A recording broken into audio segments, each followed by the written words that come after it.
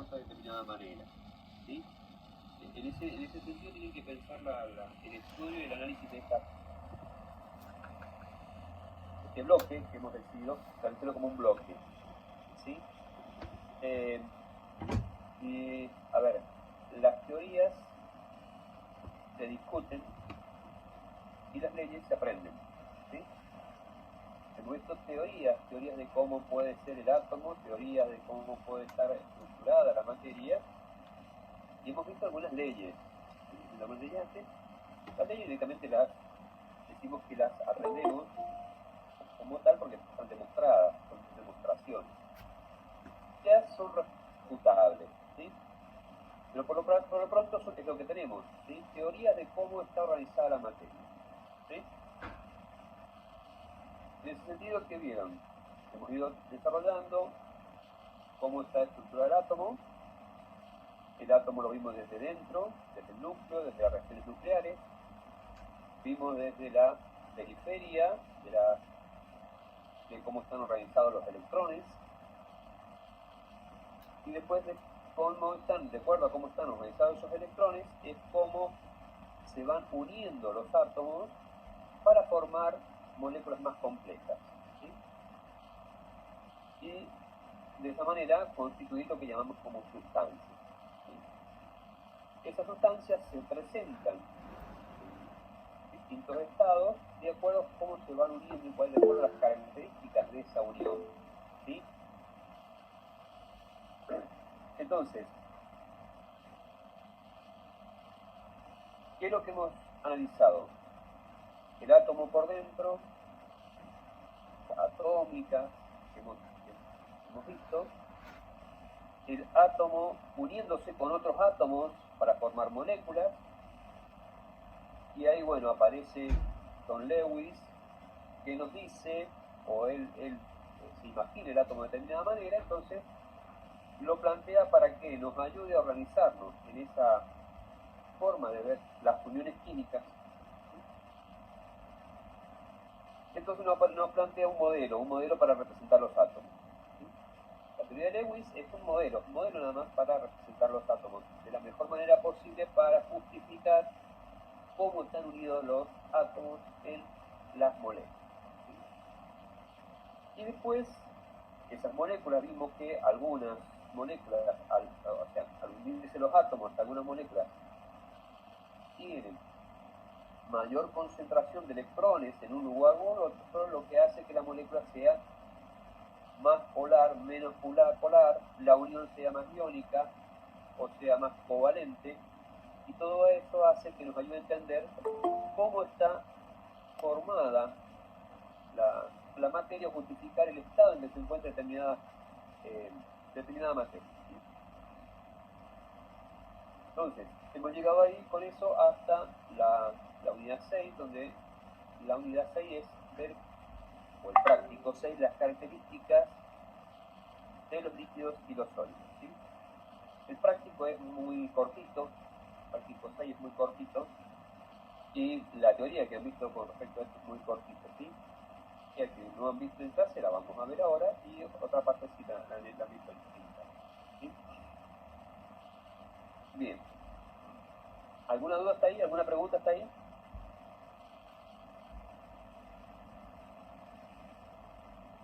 ¿Me escuchan? Florencia, ¿me escuchás?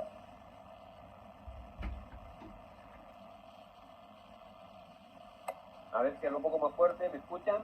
Sí, profe, yo lo escuché perfecto todo. Bien, bien. Sí, yo también. Hay algunos mensajes que me dicen que me escuchan despacio. Bien. Vamos, digamos entonces, veamos la presentación. ¿Ven toda la presentación? Sí, profe. Bien, vamos a arrancar. ¿Tienen todos el práctico a mano? Sí. Una pregunta, ¿han podido avanzar, han podido resolver todo el práctico, la mitad, un cuarto, 2/3? La mitad. Un cuarto. Sí, a ver, lo que pasa es que este práctico, hay una parte del práctico que solamente la teoría del práctico, el profesor técnico no la da, porque él la supone que ustedes la saben, entonces no la da directamente, entonces la reparte. realmente no la da porque la repasamos en la práctica. Pero qué profesor, no lo hemos visto nunca. La parte de calorimetría, Claro. ¿fuera nunca lo vieron?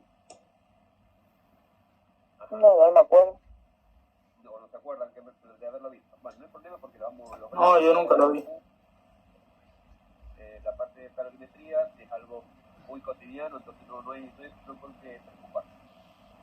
Avancemos entonces con el práctico y hasta que llegara a esa parte. Bien. Entonces, lo que vamos a ver entonces ahora son algunas de las propiedades de los líquidos y los sólidos, o sea, algunas explicaciones relacionadas con las propiedades de los líquidos y los sólidos. El primer punto habla de una interacción del líquido con su vapor. ¿Sí?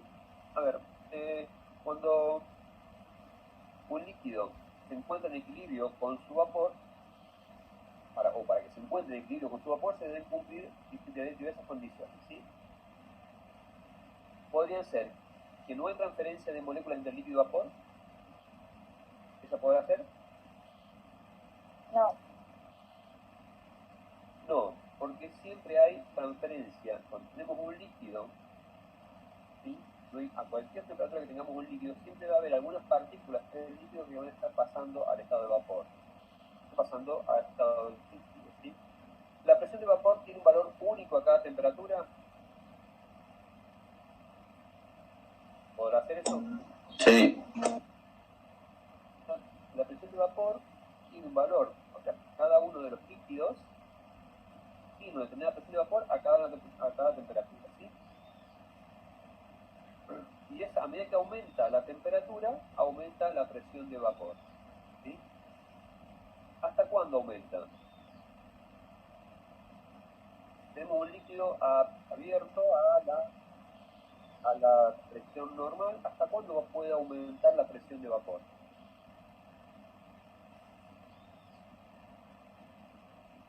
¿Puede ser hasta el punto crítico o no tiene que ver?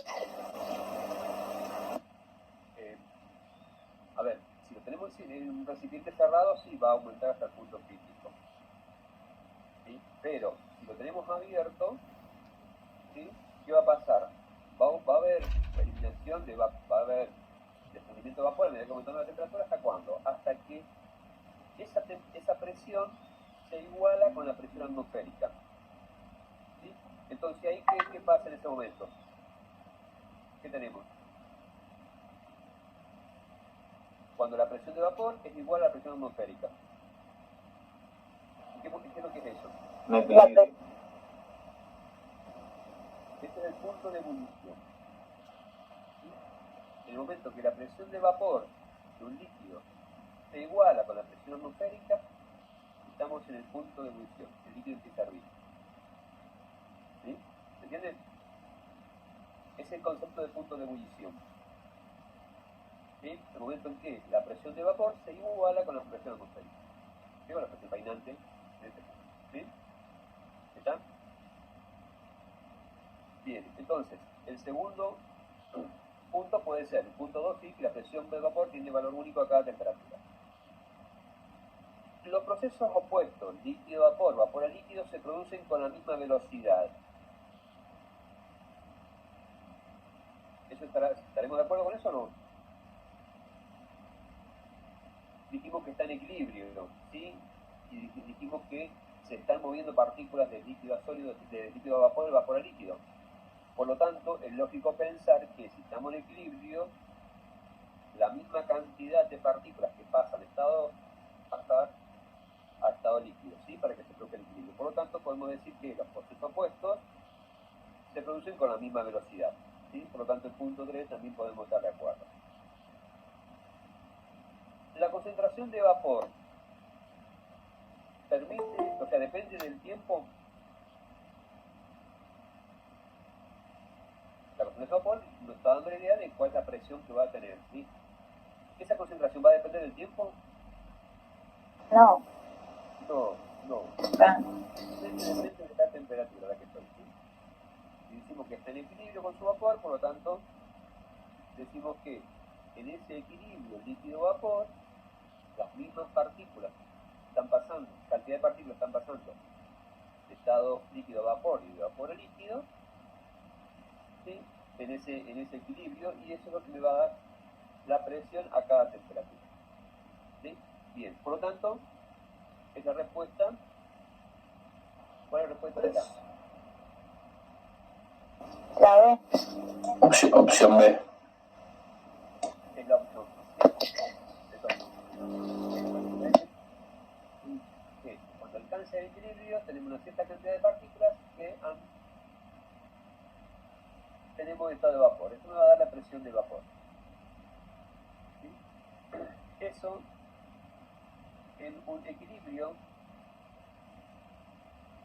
decimos que hay un equilibrio porque la misma cantidad de partículas que pasan a estado de vapor son las que pasan a estado líquido, se condensan, y eso no va a dar en un ambiente. Yo esto lo puedo medir.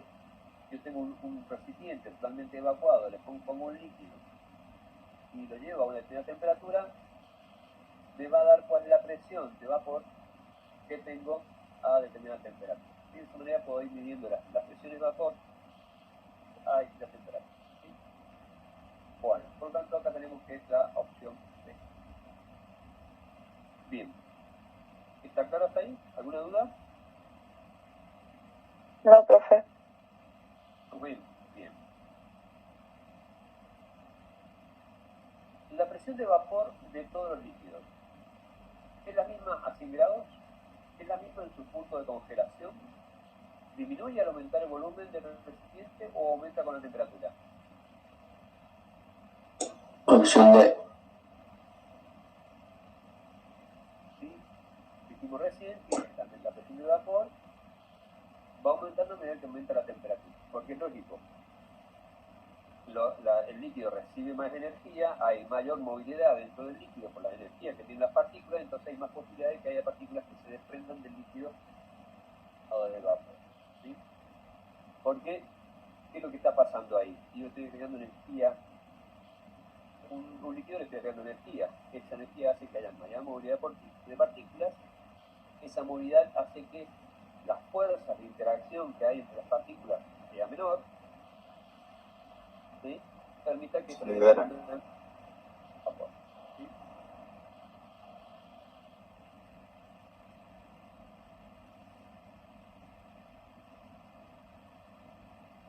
Acá tenemos una figura con el diagrama de fase de una sustancia pura. ¿Sí? Fijar acá las regiones en las que podemos plantear un diagrama de fase. ¿Sí? Veamos este diagrama de fase. ¿Qué tenemos acá? ¿Qué punto es este? El punto crítico. El punto triple, ¿sí? Punto triple, no crítico, el punto triple. Triple, sí. Este punto triple, ¿qué me está diciendo? Es el punto donde coexisten, ¿sí? Entonces, cada uno de las regiones que tenemos acá representa uno de los estados. ¿Cómo podemos determinar cuál es uno estado o cuál es otro? ¿Sí? ¿Qué tenemos que tener? Las variables que estamos manejando, decimos que es temperatura y presión.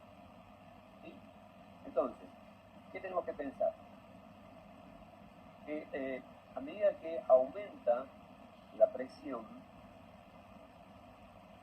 ¿sí? ¿Qué sucede? Las partículas, que aumenta la presión, las partículas tienden a estar más juntas, ¿sí? Pero la presión lo que hace es juntar las partículas, ¿sí? Y si tengo las partículas juntas, cuanto más alta es la presión, ¿qué sucede? ¿Cuáles son los estados más posibles que tengo si tengo una presión alta? Sólido y líquido. ¿Y qué más? Líquido. Sólido y líquido, ¿sí? Por lo tanto, en las regiones de la presión alta, es probable que tenga sólidos y líquidos. ¿Sí? Ahora bien, si va aumentando la temperatura, ¿qué es más probable? ¿Qué es lo que más probable tenga? ¿Sólido o líquidos y gases? Líquido. Líquido y gases. Bien, entonces ya con esto podemos constituido este diagrama de fase. ¿Sí? A, ¿qué es lo que es? Sólido. Tenemos baja temperatura, alta presión, esta zona, sólido. ¿Sí? B, ¿qué es? Líquido. Líquido. ¿Sí? Vamos a ver, un sólido, tenemos alta presión, pero lo calentamos, lo transformamos en líquido. Y en esta zona, ¿qué tenemos? Si tenemos baja presión y alta temperatura. Gaseoso. Es la condición para que... ¿Qué tenemos acá? Gas. Gas. ¿Sí? Gas o vapor. ¿Está? Bien, entonces, ¿cuál sería la respuesta correcta? Dijimos que A es un sólido, B es Opción C. y C es vapor, o sea que es la opción C. ¿Se entiende cómo leemos entonces el diagrama de fases? ¿Sí? ¿Está? ¿Sí o no? Sí, profe. Sí, profe. Bien, bueno, vamos. Bien, acá para los siguientes ejercicios del 5 al 10 hay un gráfico que tenemos en cuenta, que es el gráfico de una sustancia que tiene un punto de ebullición de 160, ¿sí? Que yo no se alcanza a leer acá, el punto de ebullición 260, acá tenemos 60 grados, ¿sí? Hasta 60. Bien, ¿esto creo que es? Es una curva de enfriamiento de una sustancia, ¿sí? ¿Qué sucede? Cuando yo enfrío una sustancia, ¿qué va a pasar? Va a ir bajando la temperatura en función del tiempo, ¿sí? Esta es la variable tiempo. Va perdiendo calor y entonces se va enfriando. Hasta que llega un punto que esto se estabiliza la temperatura, se mantiene constante en un tiempo y después vuelve a bajar. ¿Qué ha sucedido acá en este periodo? ¿Qué sucede? Un cambio de estado. Un cambio de estado, ¿sí? Un cambio de estado. Mientras suceden los cambios de estado, la temperatura se mantiene constante, porque toda la energía que se va, en este caso, liberando, se determina por ese cambio de estado, la reubicación de las partículas en el cambio de estado. Veamos a ver qué podemos responder acá. Dice, se representa el enfriamiento del sólido. ¿Sí? Dijimos que este punto de ebullición, este punto de ebullición, y hemos enfriado acá un líquido, acá que tenemos. ¿Cambio de estado de qué?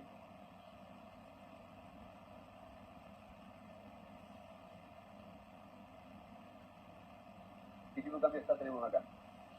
¿De líquido a sólido? De líquido a sólido, ¿sí? Una solidificación. Por lo tanto, la parte del sólido, el elemento sólido va a 3. ¿Sí? Por lo tanto, ¿qué parte de la curva es? CD. CD. Bien, entonces ahí tenemos el enfriamiento del sólido. La temperatura de solidificación de la sustancia es mayor que 70, 90, 70 o 90 o 60.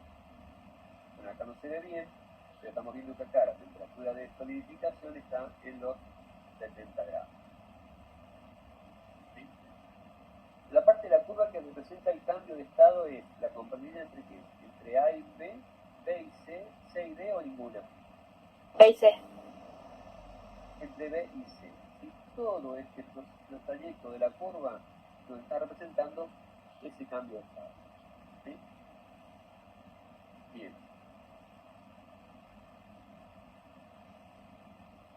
Dice la parte de la curva donde coexisten las fases sólidas y líquidas. Está representada por AB, BC, CD o AD.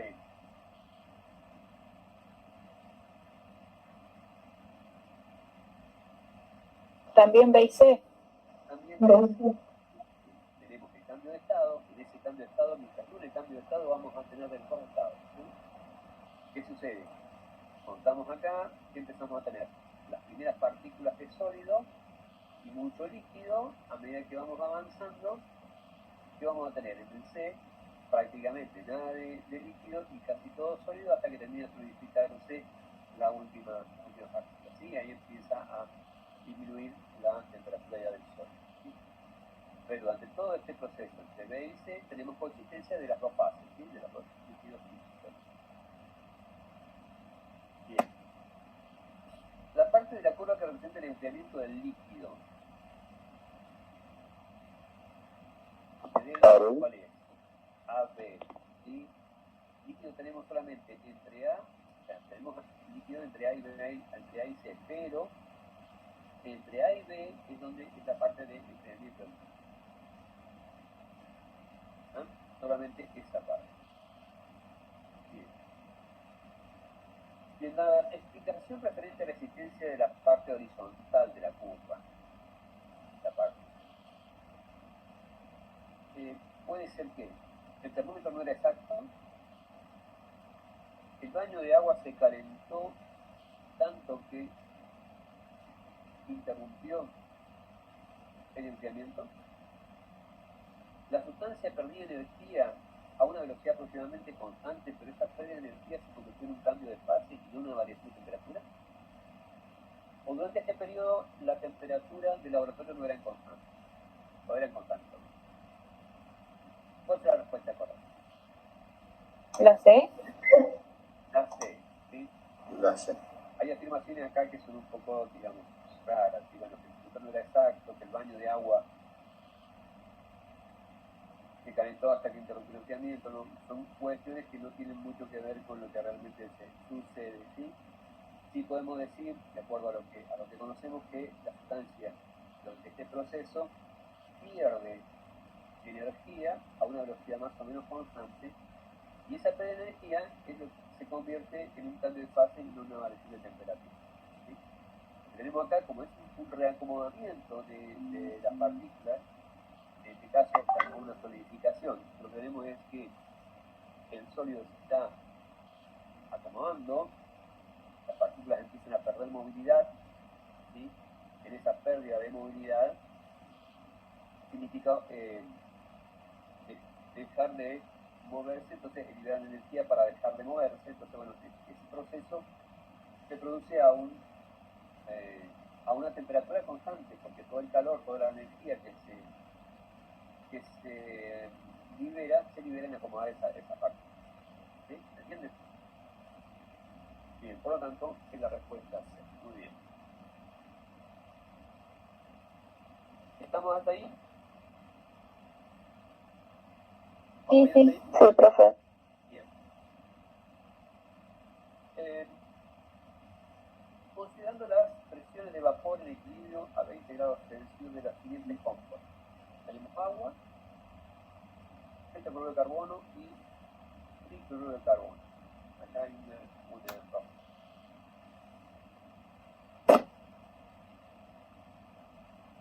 Un dióxido de carbono y un dióxido de carbono.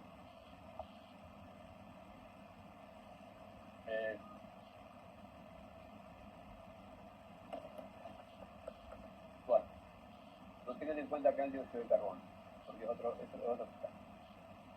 Si se consideran la presión de vapor de equilibrio a 20 grados Celsius de los siguientes compuestos: agua, tetracloruro de carbono y cloruro de carbono, ¿cuál tiene mayor atracción intermolecular?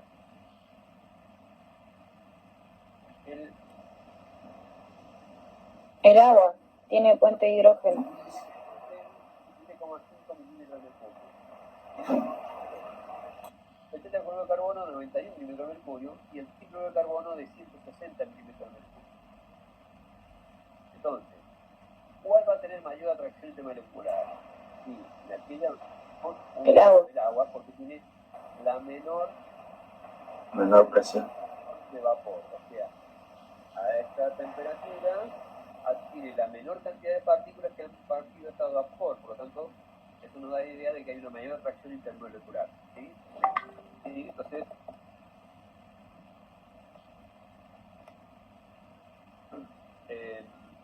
entonces, eso hace que tengamos en el agua la mayor atracción intermolecular. En el agua, ¿qué tipo de interacción hay? Puente de hidrógeno. Puente de hidrógeno.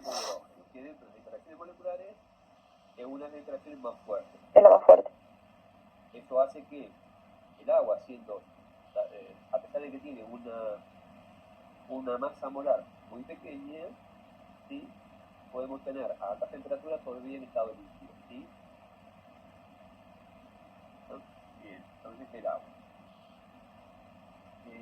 A mí me decían que alguien quería entrar, pero no me aparece el pedido.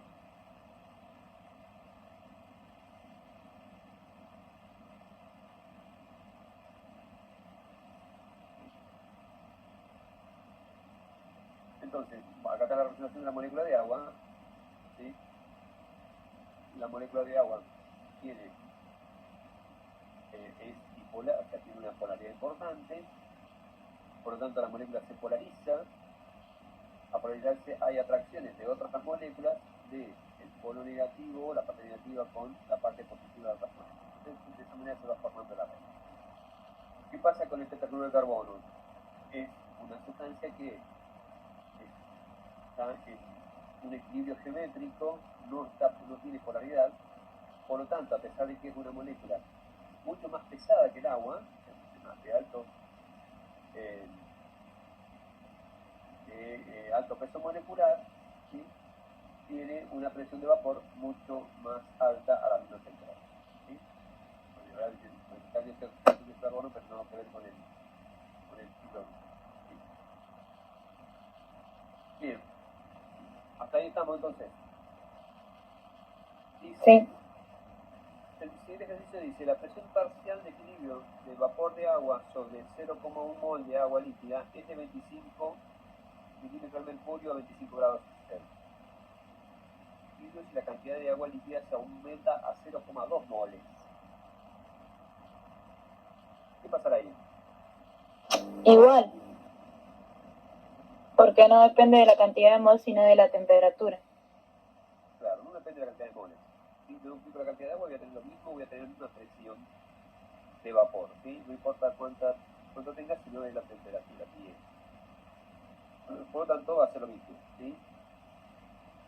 Ahí dice ventriculio, 8.320 pascales o 0,03 atmósfera, es lo mismo. Las tres definiciones dicen lo mismo, ¿sí? No, porque en la Requier después aparece esta presión como la presión que aparece allí, ¿sí? Pero en realidad se mantiene constante la presión del vapor porque no depende de la cantidad sino de la temperatura.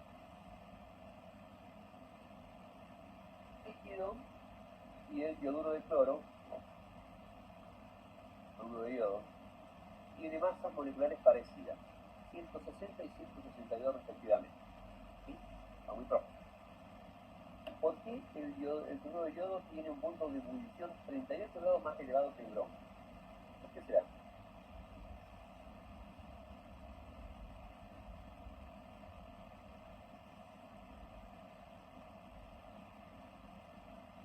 Por las uniones, que el bromo tiene una unión no polar y el cloruro es polar. Bien, ¿sí? El bromo son dos átomos del mismo elemento unidos, por lo tanto la molécula no se polariza, ¿sí? Por lo tanto va a tener un punto de ebullición menor, ¿sí? Va a ser más fácil que pase a, ¿sí? En cambio, el cloruro de yodo es una molécula un poco más polar, si bien son dos elementos que están muy cercanos en la tabla periódica, pero la molécula está polarizada, ¿sí? Por lo tanto le va a costar más pasar a va a haber mayor atracción entre las moléculas y le va a costar más pasar al estado de vapor. Bien.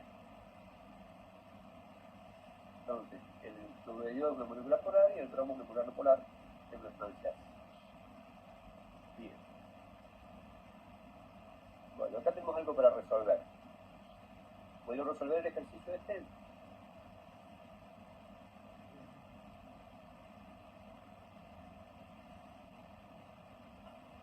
¿Sí, no? ¿Tal vez? Sí, más o menos. Más o menos. Bueno. Por ahí algunos me pasaron por llegar algunas consultas sobre este ejercicio. Quiero que lo sacaron. Bien, ¿qué dice? Supongamos que se inyecta 1 gramo de agua en un recipiente vacío de 1 litro. ¿qué fracción de agua se evaporará? ¿Sí? Primero a 18 grados y después dice qué fracción se evaporará si la temperatura es de 105 grados Celsius. ¿Sí? Bien, acá ¿qué tenemos? Nos pregunta la fracción de agua que se evaporará. O sea, una fracción. ¿Una fracción de qué? Una fracción de moles. ¿Entre quiénes? Entre una cantidad de agua que tengo, un gramo de agua, y la cantidad de vapor que se... Veamos. ¿Qué datos tenemos? Tenemos un gramo de agua en un recipiente de 1 litro, un recipiente cerrado, ¿sí? Que está a 18 grados. A esta temperatura, la presión de vapor del agua es 15,5 grados Celsius. ¿Sí? Bien, entonces lo que vamos a calcular es la fracción molar. Vamos a ver qué fracción se ha vaporizado. ¿Sí? Esa fracción en moles de vapor va a ser la relación entre los moles que se han vaporizado y los moles totales. Y si tenemos 1 gramo de agua, ¿cómo lo sacamos? ¿Cuántos moles vamos a tener?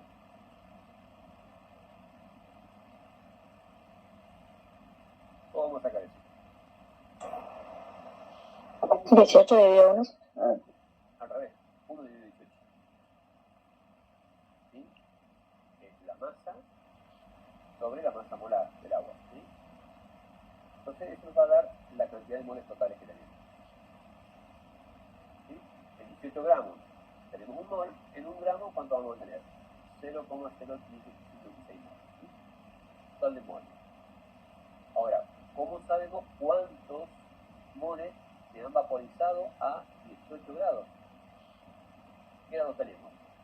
Tenemos el volumen, tenemos la temperatura y tenemos la presión. ¿Qué podemos hacer con estos datos? La de pavo ratón. La del pavo ratón. Bien. Con la del pavo ratón, ¿qué decimos? ¿Qué dice? Que el número de moles es igual a ¿qué? A presión por volumen sobre R por T. ¿Sí? ¿Ahí está? Entonces, esta ley que nos ha salvado la vida para estudiar los gases, nos dice que el número de moles que han pasado al vapor van a ser ¿cuántos? Y tenemos presión, volumen, la constante R y la temperatura. Por lo tanto, dice que tenemos por 0,0855 moles. ¿Sí? Por lo tanto, ya tenemos los datos para sacar esa fracción de agua que se ha evaporado, ¿sí? Que se evaporará, ¿sí? Entonces, esa fracción va a ser el número de moles que se han evaporado dividido el número de moles totales. Por lo tanto, tenemos una fracción de 0,0154, ¿sí? El 1,5% más o menos del agua se ha evaporado a esa temperatura, ¿sí? ¿Está? Bien, hasta ahí estamos. ¿Qué pasa? Me dice que ese mismo recipiente lo hemos seguido calentando con la misma cantidad de agua, pero lo hemos llevado a 105 grados.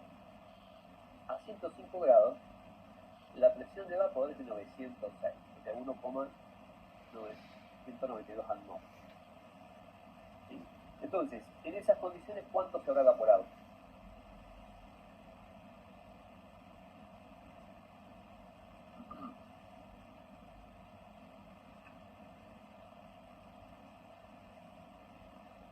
¿Cuánto se habrá evaporado si tengo 105 grados Celsius?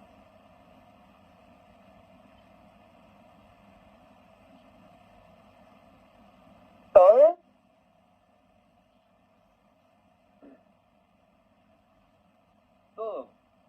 Todo si hubiésemos tenido el recipiente abierto, ¿sí? A la presión normal, ¿sí? Si no hubiésemos tenido el recipiente abierto y lo calentamos, a los 100 grados hubiese vaporizado todo. Pero el recipiente estaba cerrado. La misma presencia de vapor ha ido generando una presión superior a la presión atmosférica, por lo tanto seguimos teniendo, ¿sí? Tenemos ahora una presión más alta. Y si tenemos una presión más alta, ¿sí? El punto de ignición es más alto, ¿sí? Punto de ebullición, porque tenemos una presión más alta. Entonces dice que a 105 grados, ¿se entiende eso? Sí, sí. Estamos a 105 grados, por tanto pensaríamos, sí, todo se evaporó. No, pero no todo se evaporó. ¿Por qué? Porque eso sería si tuviéramos una presión de 760 o una atmósfera, ¿sí? Pero no estamos a una atmósfera, estamos a una presión superior, ¿sí? Entonces tenemos que ver a esa presión superior cuál es la cantidad de moles que se han vaporizado, ¿sí? Entonces, yo tengo una presión de casi 1,2 atmósferas en un litro a 105 grados Celsius. Ahí que voy a tener 0,0385, o sea que tengo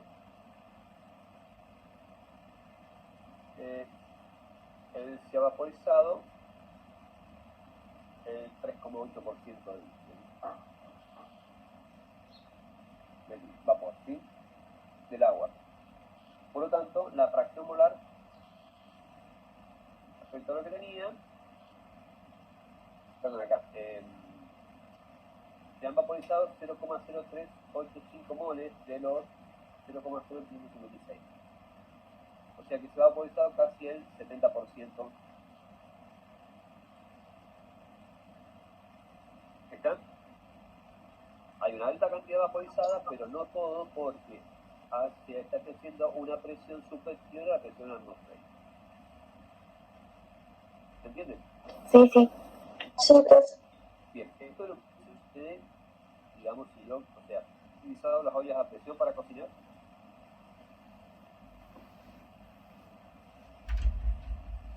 ¿Saben lo que es una olla a presión? Sí, profe. Sí. Sí, sí, sí. Sí, han visto por lo menos una cocina o una olla a presión, ¿sí? ¿Por qué le llamamos olla a presión? Porque y normalmente lo que cocinamos, cuando cocinamos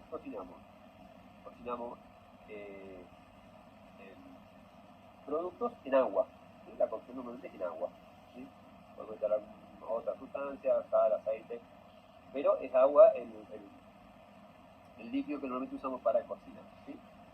Y el agua hierve a 100 grados, ¿sí? Entonces cuando ponemos a hervir cosas en una olla común a presión normal, ¿sí? Demora un cierto tiempo en cocinar. Ahora, si yo lo pongo en una olla a presión, ¿qué sucede? La presión de vapor que va a hacer el mismo agua hace que dentro de la olla se produzca una presión extra, ¿sí? Y esa presión hace que se eleve el punto de ebullición. Por lo tanto, si empieza a hervir el agua dentro de la olla a presión, no va a hervir a 100 grados, sino va a hervir a una temperatura superior, ¿sí? Eso hace que la cocción de los alimentos sea mucho más rápida, ¿sí? ¿Está? Bien. ¿Estamos hasta ahí? ¿Está claro? ¿Estamos? Sí, sí. Sí, sí. Bien, bien. Bueno, veamos. Ahora, antes de seguir con otro ejercicio, vamos a hablar de un tema, ¿sí? ¿Han escuchado hablar, algunos me dijeron que sí, otros que no, de la ley de la calorimetría? ¿Quién escuchó hablar de la ley de la calorimetría? Yo lo vi, profe, en la escuela. Bien, teóricamente tendrían que haberlo visto todos, ¿sí? Porque es un tema que está en físico-química, en mitad de cursado del secundario, ¿sí? Yo por lo menos yo sé que cuando daba en el secundario lo daba ese tema. Por eso es que le decía al principio que no tiene que recordar como asumido, pero bueno, por ahí hay que retomar. Bueno, la ley de la calorimetría habla de cómo actúan los cuerpos cuando reciben o desprenden calor. Hay características o propiedades intrínsecas de las sustancias, de la materia, que hacen que algunas actúen de una manera distinta que otras ante la presencia de una forma de energía como es el calor. ¿Sí? El calor es una forma de energía, ¿estamos de acuerdo? La energía es la que propicia los cambios, ¿sí? En las de la sustancia, ¿sí? Todos los cambios están presentes, o sea, todos los cambios están presentes en el eje. La energía calórica actúa sobre los cuerpos, provocando en ellos alguna situación, algún cambio, ¿sí? ¿Cómo reacciona una sustancia normalmente si yo le agrego calor? ¿Qué hace? ¿Qué pasa si una sustancia, un cuerpo, yo le agrego calor? ¿Qué le pasa? ¿Vibra? Vibra, ¿sí? ¿Y esa vibración qué produce? Movimiento y calor, Temperatura. temperatura. Y entonces aumenta la temperatura, ¿sí? Bien, ¿sí? Eso es lo que sucede cuando yo a un cuerpo le agrego calor, ¿sí? Entonces, y esa cantidad de calor que yo le agrego, los cuerpos va a ser más significativa que en otros. ¿Sí? Eso va a depender de qué? De la capacidad calorífica que tenga la materia del cuerpo que es con el cual estoy trabajando, ¿sí? O le estoy agregando calor, ¿sí? Entonces, lo que tenemos que analizar es, para cada caso, cuál es la capacidad calorífica que tiene esa sustancia, que relacionado con la masa me va a dar el calor específico en unidad de masa. Entonces, decimos que la capacidad calorífica de un cuerpo, el calor específico, es la relación entre la capacidad calorífica que tiene ese cuerpo y la masa del cuerpo, ¿sí? Entonces eso me da una característica, una propiedad intrínseca de las sustancias, ¿sí? Para medir esa capacidad que tiene para recibir o dar calor, ¿sí? Entonces, para poder aumentar la temperatura, cierta cantidad de temperatura en una determinada masa de un cuerpo, necesitamos una cantidad de calor, ¿sí? Y esa cantidad de calor se va a producir de un aumento de temperatura en un cuerpo de acuerdo a cómo sea el calor específico de esa sustancia. Específico es una medida, dijimos que es un calor específico, porque es un calor específico, porque es una propiedad intrínseca de la materia, una propiedad para cada tipo de materia. Esto se ha medido los calores específicos en relación a qué, cuál será la unidad de medida o el parámetro que hemos utilizado para determinar el calor específico de los cuerpos.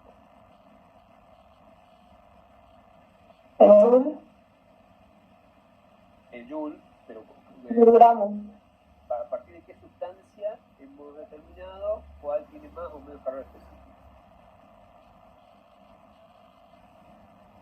¿Cuál será el agua que la sustancia que hemos utilizado como agua. El agua, ¿sí? El agua. Entonces decimos que el calor específico del agua líquida, ¿cuánto es? Es 1. ¿Sí? El calor específico del agua líquida es 1. Una caloría sobre grado Celsius. ¿Sí? ¿Está? Entonces, a partir de ese dato, tenemos la relación del reactor, de la sustancia. ¿Sí?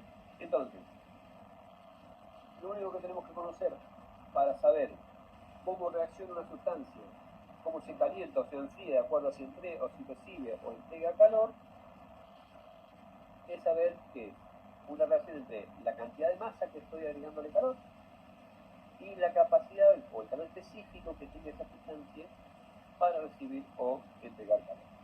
¿Sí? De acuerdo con eso, con esa cantidad de calor, se va a enfriar o se va a calentar la determinada cantidad de temperatura. ¿Sí? ¿Y se está claro? ¿Más o menos les quedó claro la ley de entropía? ¿No? Sí, ya me acordé, lo había visto. Realmente ya todos lo han visto, pero bueno, lo que no lo he visto es simplemente esta cantidad de calor que yo le entrego a una masa de un cuerpo, ¿sí? O le entrego o le saco, ¿sí? Entonces, en función de eso, esa cantidad de masa se va a calentar o se va a enfriar. ¿Y de qué va a depender? Y va a depender de la capacidad que tenga ese cuerpo, que es el calor específico, el calor específico para percibir o entregar calor. ¿Está? Bien, esto sucede normalmente en un cuerpo. Acá tenemos algunos datos de algunas propiedades, algunos calores específicos, ¿sí? De algunas sustancias. ¿Sí? El agua 1, el hielo o el vapor tienen un calor específico menor. ¿Sí? Bueno, y acá hay algunas otras sustancias. ¿Sí? Normalmente los metales tienen menos capacidad calorífica, menos calor específico. ¿Sí? Por lo tanto, transmiten más rápido el calor. Ahora, ¿qué pasa si en vez de estar, esto lo podemos plantear cuando tenemos una sustancia en un estado? Ahora, ¿qué pasa cuando tenemos un cambio de fase? ¿Sí? Recién dijimos, me voy a volver unas filminas.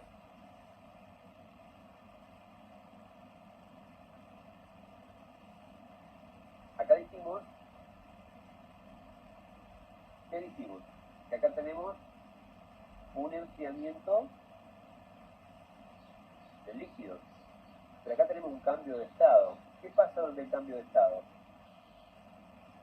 ¿Hay un cambio de energía donde hay cambio de estado? Sí, cambio de energía sí, pero temperatura no. Es un cambio de energía. Perdón, temperatura sí. Esa energía se utiliza en el cambio de estado y no en un cambio de temperatura. Bien, pero ¿cómo hacemos para cuantificar esa energía? ¿Y cuánta energía se va a producir ahí? Bueno, para esto también tenemos otra parte de la calorimetría que establece cambios de fase. ¿Sí? Entonces, ¿cuáles son los cambios de fase que analizamos? Y el cambio de fusión o el cambio de vaporización. La fusión, si estamos calentando un sólido líquido, o al revés, solidificación, la cantidad de energía es la misma, nada más que en un caso se libera y en otro caso se absorbe, o el calor latente de vaporización, o la energía de vaporización, digamos en sentido contrario. ¿Sí? Esa cantidad de calor va a ser igual a la masa por una constante que también depende de cada sustancia. ¿Sí? En este caso, ¿qué tenemos? Masa por el calor latente de fusión. Esta unidad es, este parámetro es específico para cada sustancia. ¿Sí? Cada sustancia tiene un calor latente de fusión y un calor latente de vaporización. Es fácil, ¿sí?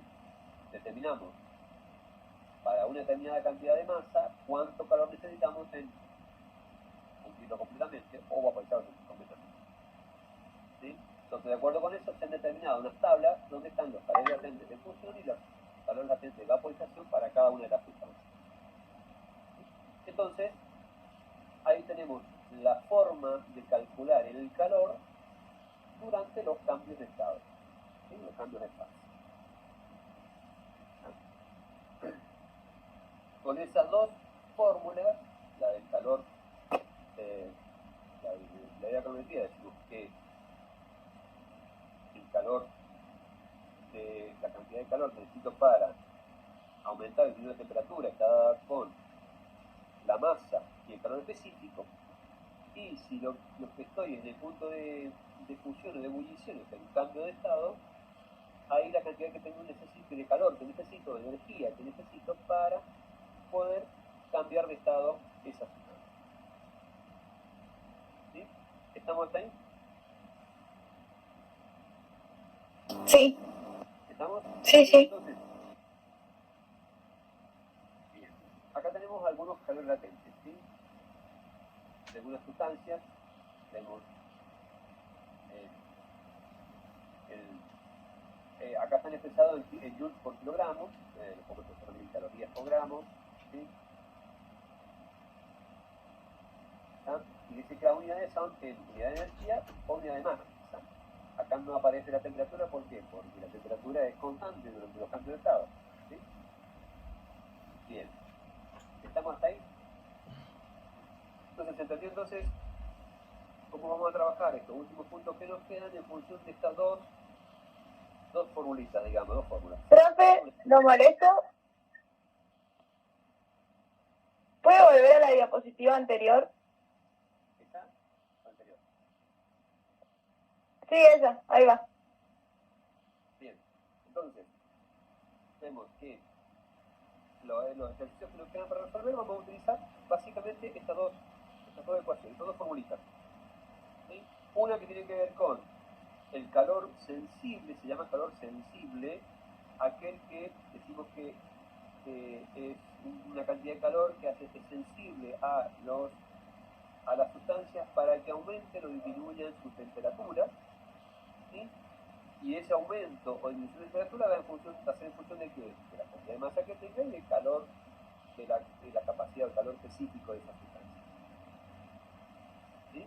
Y después, si está en el punto de ebullición, ahí tengo que ver cuál es el calor latente de esa sustancia para saber si estoy en cambio de estado, fusión, ebullición, a ver cuánto necesito para producir ese cambio de estado. ¿Sí? Entonces, esas dos relaciones tenemos que tener claras. ¿Sí? Saber en qué momento estoy, ¿sí? Si estoy en un cambio de fase o no estoy en un cambio de fase, y que para saber qué va a suceder si yo le entrego o recibo calor de esa sustancia, de este cuadro. Avísenme cuando puedo cambiar de filtro. Profe, una consulta. No sé, no sé si...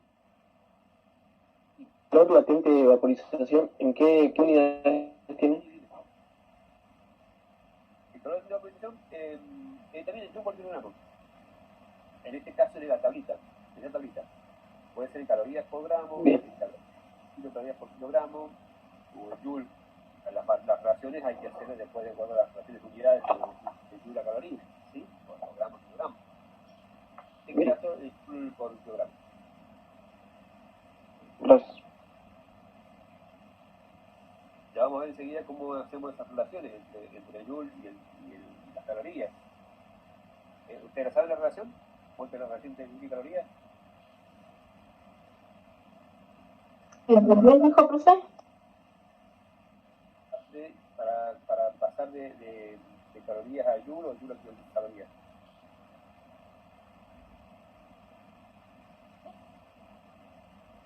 ¿No se recuerdan?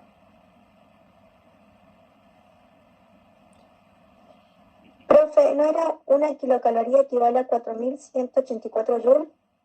Exacto.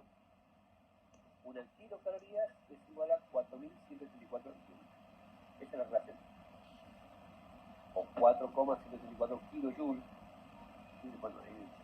Pero bueno, si se acuerdan de esa, ya con eso ya pueden hacer todas las relaciones. ¿Sí? Una kilocalorías son 4.184 joules. Bien, acá tenemos un ejercicio. Dice, se han suministrado 6.480 calorías para vaporizar cierta cantidad de agua a 100 grados Celsius. Calcular la cantidad de agua sabiendo que el calor de vaporización del agua es 539,6 kilocalorías por kilogramo. Y acá está expresado el calor de vaporización en kilocalorías por kilogramo. ¿Sí? A ver, acá ¿qué vamos a utilizar? ¿Qué fórmula vamos a utilizar? Estamos con agua a 100 grados Celsius. ¿Qué va a pasar con el agua si yo caliento agua a 100 grados Celsius?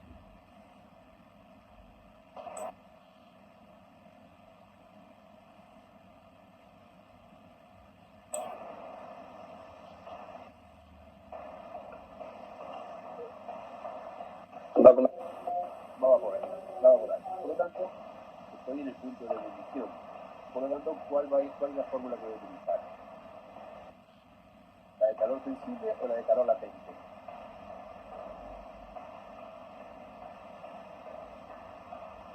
Calor latente, ¿no?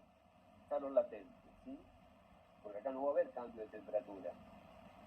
¿Sí? Lo que voy a tener es voy a utilizar una cierta cantidad de calor que se ha suministrado, ¿sí?, a una determinada cantidad de masa que le produce la vaporización, ¿sí? En este caso nos está preguntando cuánto es la masa que se va a producir, ¿sí? Pues voy a despejar de esta fórmula la masa, que va a ser igual a la cantidad de calor dividido el calor de vaporización, ¿sí? Bien, entonces si tengo que se han suministrado 6.480 calorías o 6,48 kilocalorías.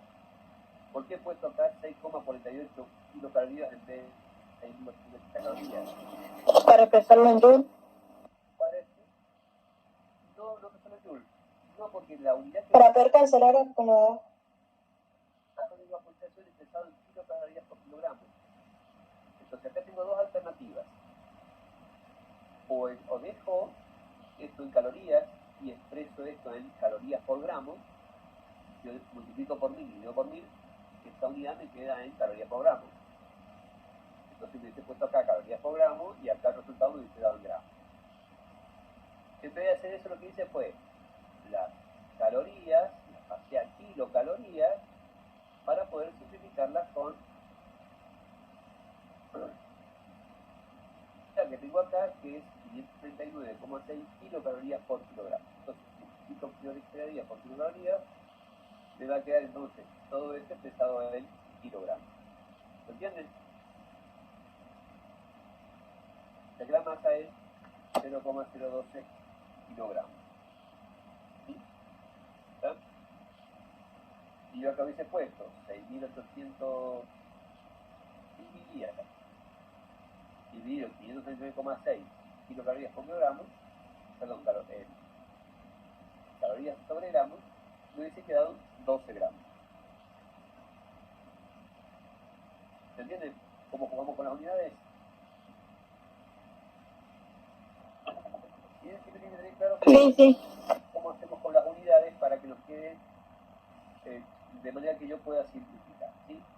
Teniendo en cuenta las relaciones que hay entre gramo y kilogramo, caloría y kilocaloría, que son relaciones de 1000, ¿sí? Sabemos que 1000 gramos es 1 kilogramo, 1000 calorías son 1 kilocaloría, ¿sí?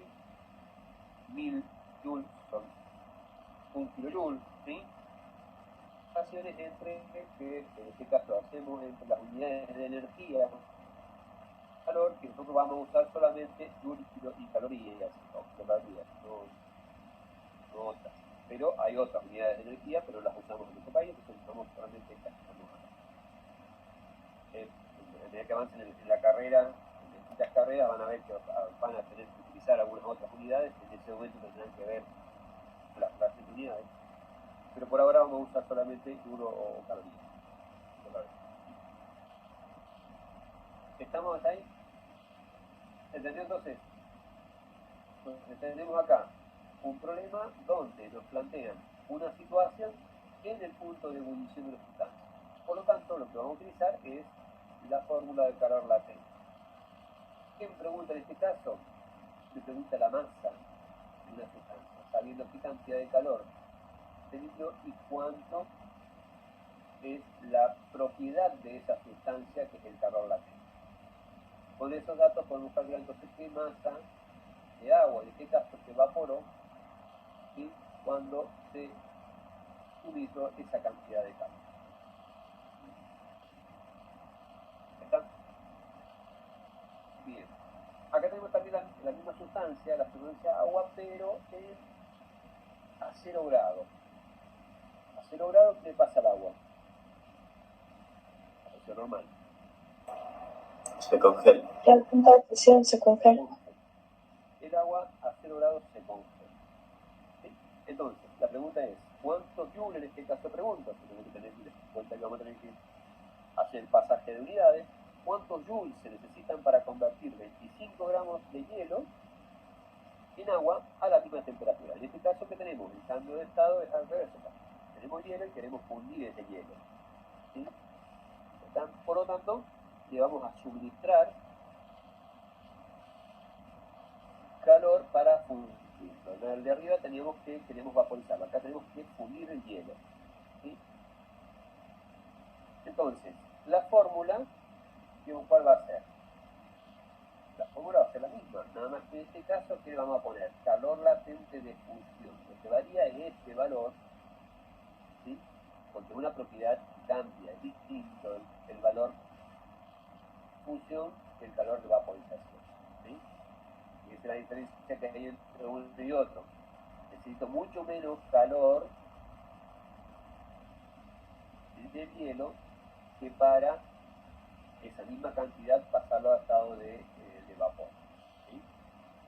¿Ven la diferencia entre la cantidad de calor que necesito en uno y otro? ¿Sí? Bien, entonces yo acá tengo, en este caso me da la masa y el calor latente de fusión. Por lo tanto, con eso puedo sacar cuánto calor necesito para fundir ese hielo. En este caso, voy a necesitar 1992,5 kilocalorías. Pero ¿qué sucede? Me lo pide el joule. Me dice, ¿cuántos joules necesito? Por lo tanto, tendré que hacer el cambio, el pasaje de unidades acá de kilocalorías a joule. Y ustedes habían visto por ahí recién cuánto era la relación. Que una kilocaloría son 4.184, acá quedó una coma que no corresponde a esta coma.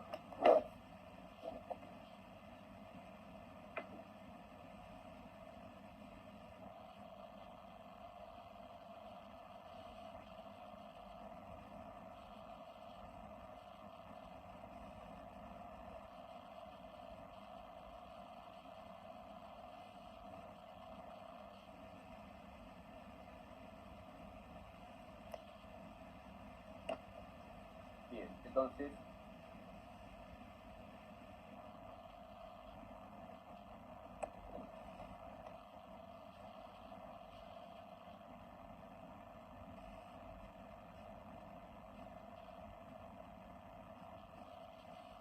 acá hay Profe, un error ahí.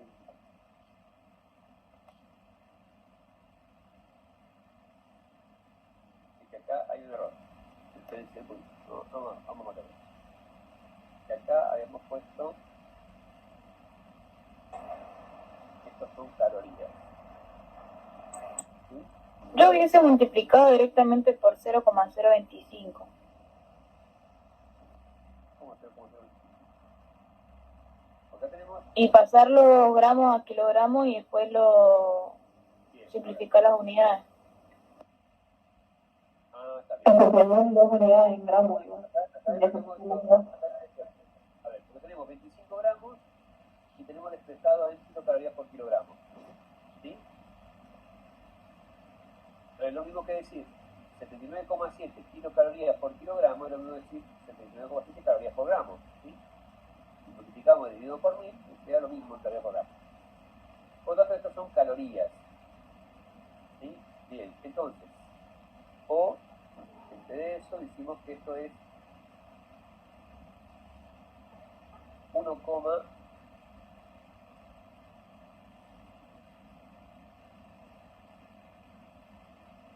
ahí, ahora sí. Ahora quedó más ordenado.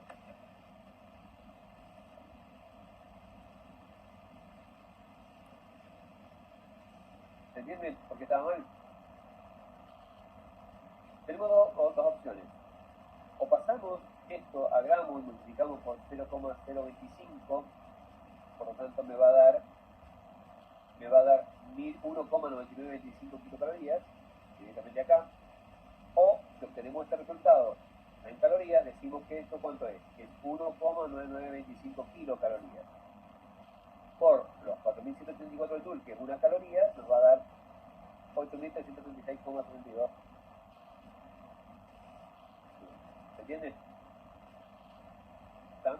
¿Se entiende por qué estaba mal lo que está escrito y por qué no lo arreglamos? Sí, sí. ¿Sí? ¿Está? Bien, repetimos de nuevo. Vamos a volver un poco. Bien, tenemos que convertir 25 gramos de hielo en agua a 0 grados, ¿sí? La temperatura que está.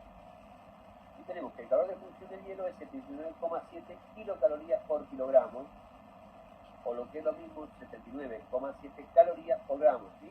Porque si yo multiplico por 1000, divido por 1000, para pasar a calorías por gramo, ¿sí? Me va a caer el mismo valor. ¿Sí? Que yo diga 79,7 kilocalorías por kilogramo, es lo mismo de decir 79,7 calorías por gramo. ¿Eso se entiende?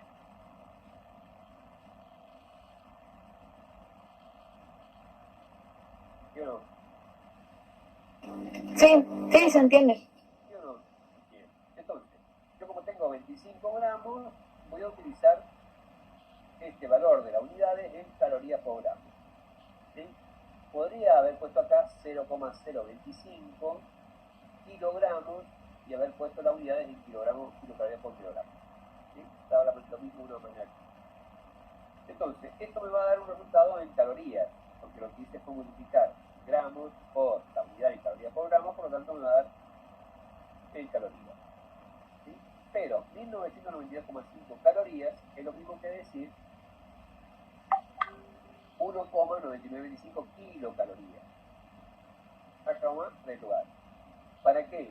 Para poder hacer la relación entre kilocalorías y mil. Porque yo sé que una kilocaloría son 4.174 mil. ¿Sí? Que multiplicado por lo que tenía, entonces nos queda un resultado de 8.336,62 joules para la cantidad de calor que necesito para fundir los 25 gramos de este. ¿Sí? ¿Está? ¿Entendió entonces? Sí, profe. Bien. Bueno, vamos con el que sigue. Para elevar la temperatura de 50 gramos de alcohol etílico, desde los 20,1 hasta los 27 grados Celsius, se necesitan 200 calorías. ¿Cuál será el calor específico del alcohol? Bien, acá, ¿cuál fórmula vamos a utilizar? La que venimos usando La de calorimetría, ¿o no? la de la ley de la calorimetría que establece, porque acá nos está preguntando Sobre el calor específico. la temperatura de una sustancia, ¿sí? Entonces, y justamente lo que queremos determinar cuál es el calor específico de esa sustancia. ¿Sí? Entonces, ¿qué hacemos? En un calorímetro medimos la cantidad de calor y decimos que cuando le agregamos 200 calorías, ¿sí? La temperatura de la sustancia cambió desde 20,1 a 27. ¿Sí? Por lo tanto, con eso podemos determinar, a través de la ecuación, cuánto es el calor específico. Entonces vamos a despejar el calor específico. ¿Qué va a ser? El calor dividido la masa por la variación de temperatura. ¿Sí? Bien, esa variación de temperatura, ¿qué va a ser? Temperatura final menos temperatura inicial. 27 menos 20,1. Esto me va a dar una variación de 6,9 grados Celsius, es lo que ha variado la temperatura por agregarle las 200 calorías. ¿Sí? Entonces, si esto lo llevamos a la fórmula,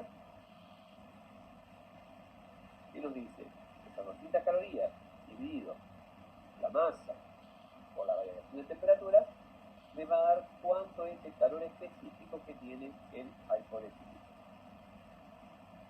¿Sí? ¿Está? Sí. Bien. Ya enseguida vamos a volver al tema del delta T para un ¿sí? Profe, ¿acá no es necesario ser Kelvin? No, acá no es necesario usar los Kelvin. ¿Sí? Se usan los Kelvin cuando trabajamos con otras unidades, pero no con calorías. Acá usamos solamente, no usamos temperatura absoluta, sino usamos. De todas maneras, daría lo mismo usar Kelvin porque lo que estamos usando es una variación de temperatura. ¿Sí? Sería lo mismo usar Kelvin o Celsius. Porque lo que estamos haciendo es una variación. Y el rango de variación es lo mismo entre Celsius y Kelvin. ¿Sí? ¿Está?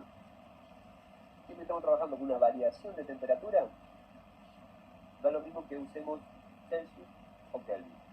¿Sí? Porque el rango, o sea, la diferencia diferencia en 1 grado Celsius es lo mismo la diferencia en 1 grado Kelvin. ¿Sí? Distinto es si usamos Fahrenheit o las otras unidades. ¿Sí? Pero en este caso, la escala absoluta de Kelvin coincide en el rango con la escala Celsius. ¿Sí? Pero bueno, normalmente para estos ejercicios usamos el C de grado Celsius, ¿sí? Porque no es lo mismo. Entonces, si yo quiero pasar estas unidades, que acá me dio en calorías sobre gramo grado Celsius, y la quiero en otras unidades, como el joule kilogramo grado Celsius, ¿sí? ¿Qué digo? Miligramos es 1 kilogramo, y 4,174 joule es 1 caloría. ¿Sí? Entonces ahí esta unidad que la tenía en calorías sobre gramo grado Celsius, lo paso a joule sobre kilogramo grado Celsius, que es otra forma de expresar las unidades de calores.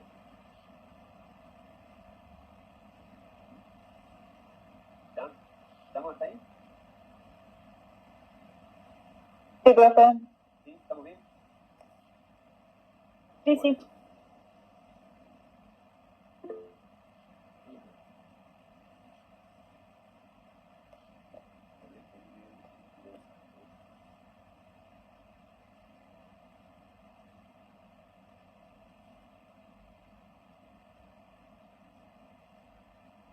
Acá me preguntan si el joule sería sin la coma.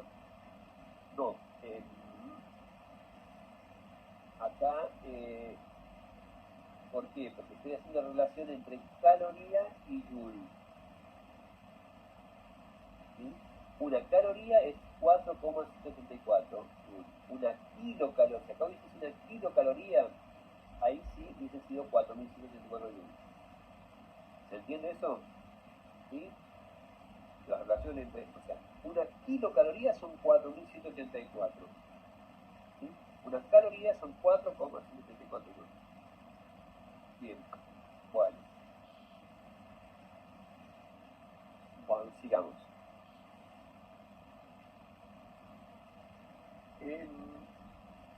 Bueno, este ejercicio, el ejercicio 25, es un ejercicio que normalmente es largo porque tiene muchos cálculos. ¿Sí?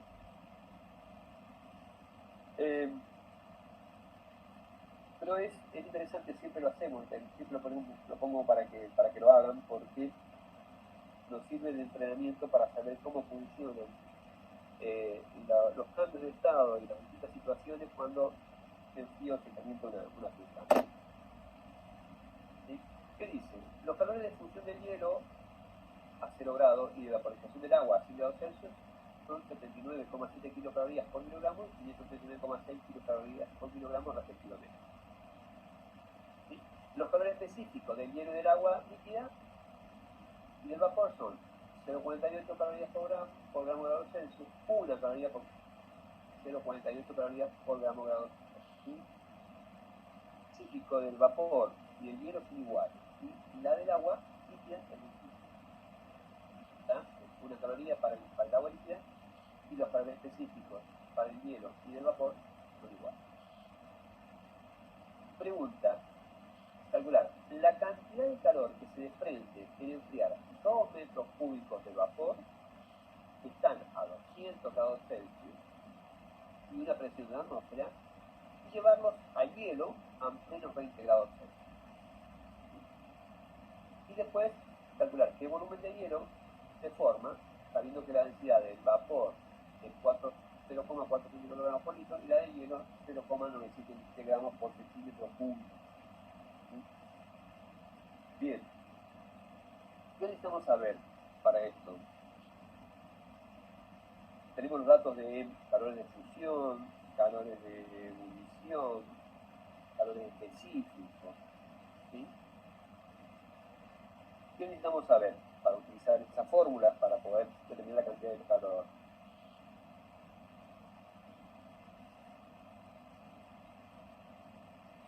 ¿Qué es lo primero que tenemos que calcular?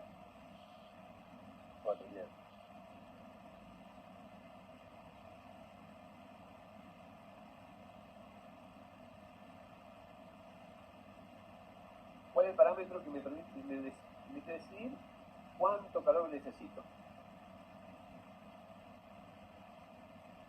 En este caso, La capacidad calorífica tiene algo que ver acá. está bien, ya la tenemos. O sea, ya tenemos, no tenemos capacidad, tenemos los calores específicos y los calores. Bien. Sí, ya lo tenemos. Sí, pero la cantidad de calor dijimos que dependía de dos cosas. Una de las... La masa. La masa. Debemos saber la masa. ¿Sí? ¿Qué masa de agua tenemos? Lo que tenemos son 2 metros cúbicos a 200 grados Celsius y una atmósfera de presión. ¿Cómo podemos determinar la masa?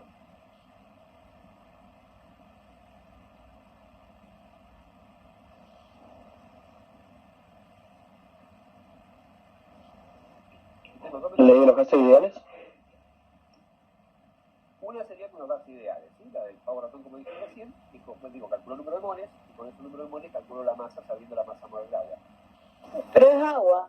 Puedes pasar los 2 metros a centímetros después Pero acá de tener los gramos. fíjense que tenemos acá, en el punto B, nos da un dato que nos permite sacar la masa, porque dice la densidad del vapor. Entonces, si tenemos el volumen de vapor y tenemos la densidad de ese vapor, podemos sacar la masa.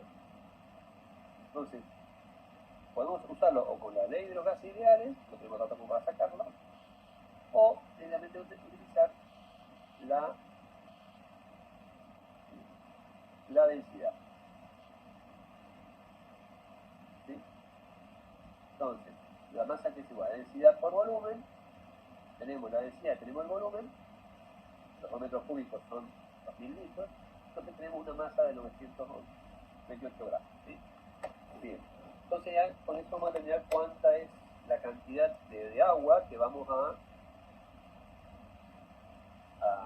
primero vamos a tener que condensarla, enfriarla, en fin, todo un proceso. Vamos a ver este proceso.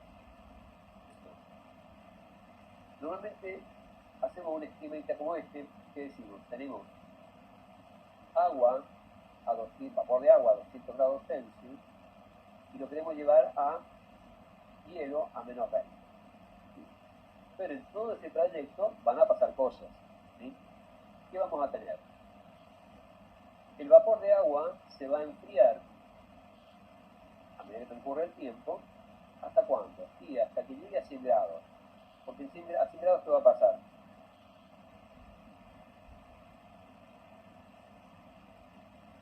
Y va a comenzar a bullir. Estamos enfriando, vamos al revés. ¿Sí? Pero primero va a pasar a estado Va líquido. a condensar. Va a empezar a condensar. ¿Sí? Vamos a tener un proceso de condensación donde vamos a tener vapor y líquido en todo este trayecto, ¿sí? Donde la temperatura se va a mantener a 100 grados. Una vez que todo condensó, ¿qué va a pasar? Va a empezar a enfriar, si yo sigo bajando la temperatura, va a bajar la temperatura del líquido hasta que llegue a 0 grados. ¿Qué va a pasar acá?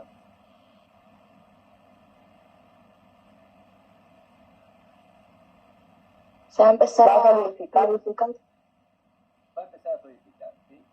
Entonces va a empezar el proceso de solidificación, van a coincidir líquido y sólido acá, hasta que lleguemos a un punto en que todo se solidifica, ¿sí? Entonces, una vez que todo se solidifica,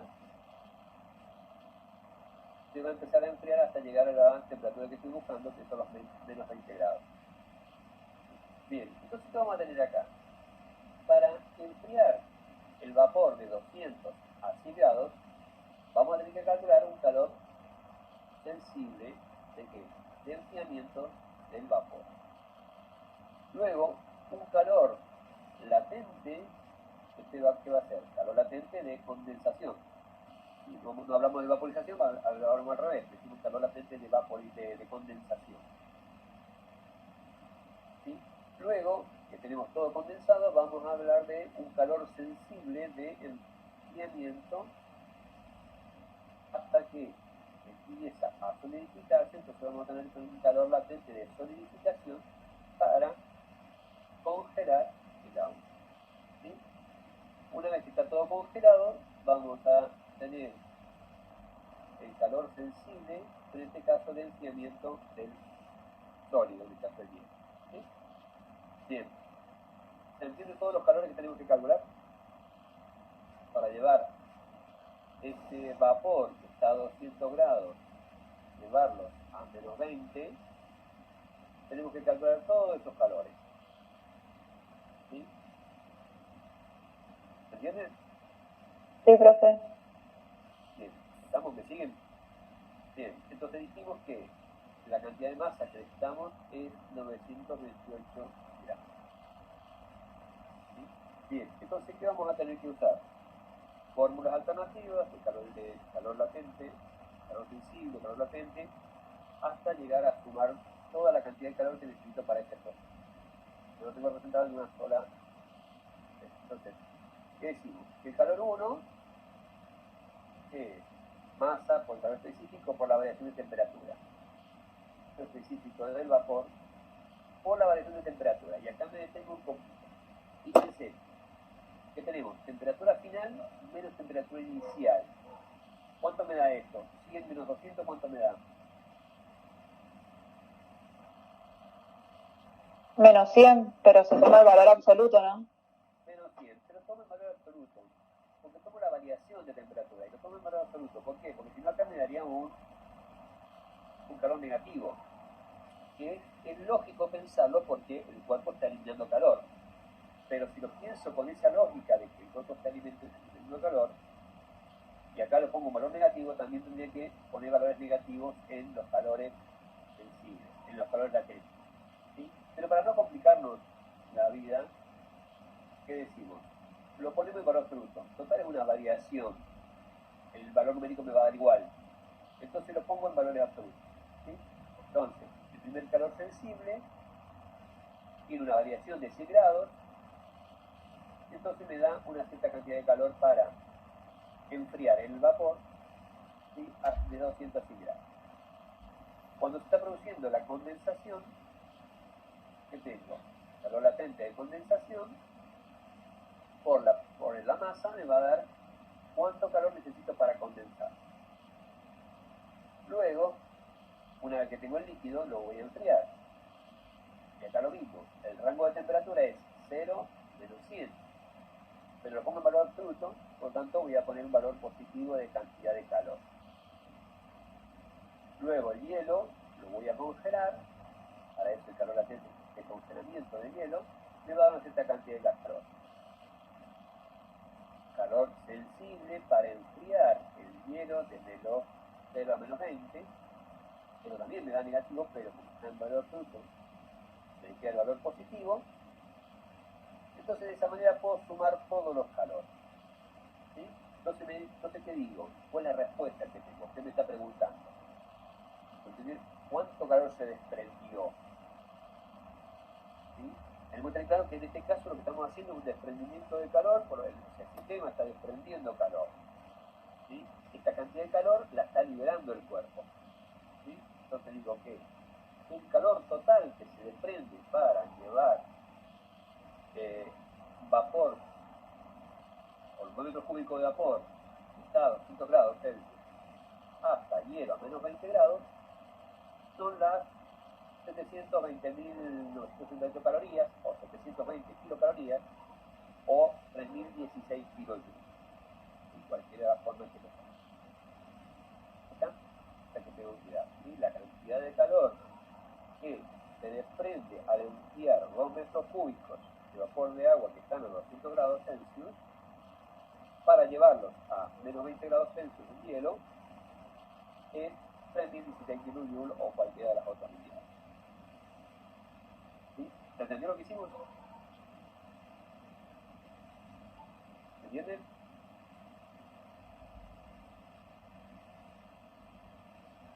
Sí, se entiende, profe. ¿Alguna duda, chicos? ¿Alguno que quiera que me vuelva?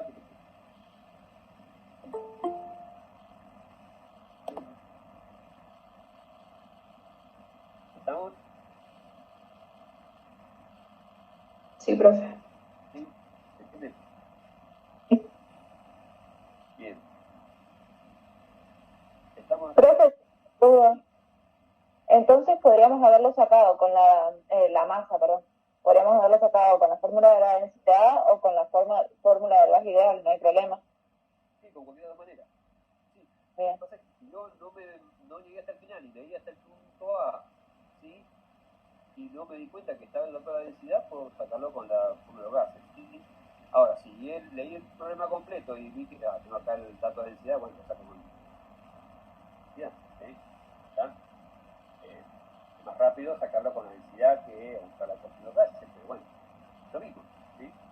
Da exactamente igual, ¿sí? Bueno, este ejercicio es para ver un poco, digamos, que si un problema lo leen completo primero antes de empezar a resolverlo o empiezan a resolverlo ahí apenas sin la primera pregunta, ¿sí? A propósito he puesto el dato al final, porque bueno, muchas veces no llegan hasta el final leyendo el problema y arrancan hasta ahí y dicen, bueno, ¿cómo lo resuelvo? Tengo ya los datos para resolverlo y lo empiezo a resolver. Es lo mismo, cualquier dos maneras está bien para resolver. Profe, yo tengo una duda con el calor sensible. No me termina de quedar claro. A ver, sí. O sea, ¿qué lo relaciona, digamos? ¿Qué cosa? A lo del calor sensible. El calor sensible, le llamamos calor sensible porque es la cantidad de calor que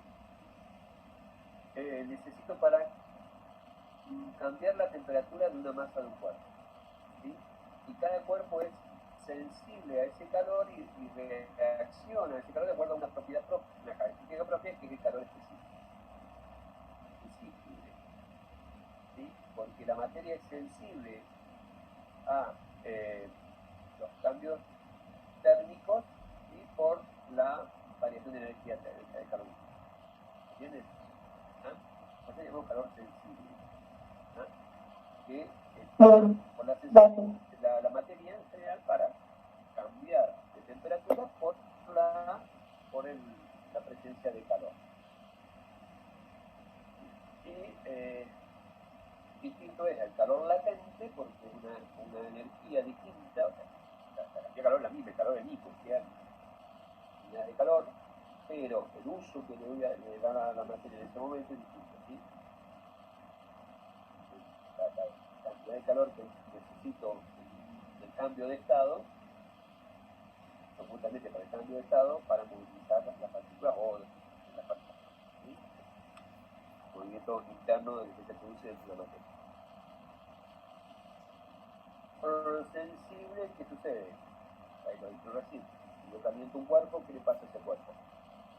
Las partículas adquieren mayor movilidad, empieza a haber mayor fricción entre las partículas, eso genera un aumento de temperatura. ¿Está? ¿Hasta cuándo? Y hasta que esa energía que yo le entrego a un cuerpo para moverse las partículas logran liberarse de una zona, entonces se produce ahí un cambio de estado. ¿Ah? ¿Entiendes? Bueno, gracias.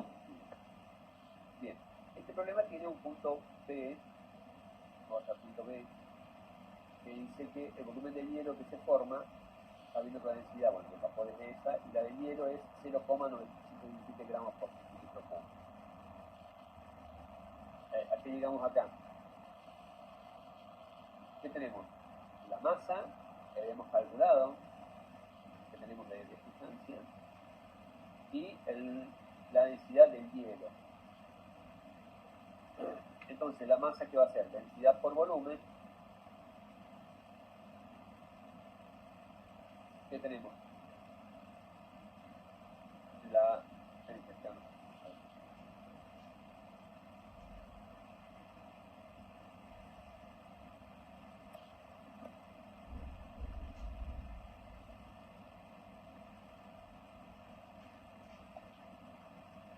Acá está repetida la... entonces, el volumen es masa sobre densidad, ¿sí? Tenemos 928 gramos, que es la cantidad de masa que teníamos, ¿sí? Dividido la densidad del hielo, nos da 1012 centímetros cúbicos, ¿sí? O un litro, digamos.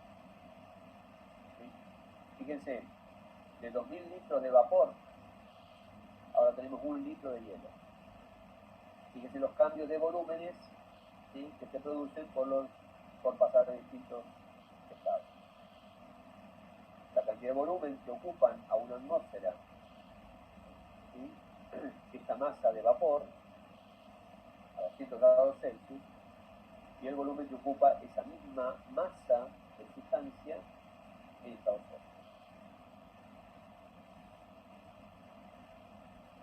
Bien. ¿No está ahí?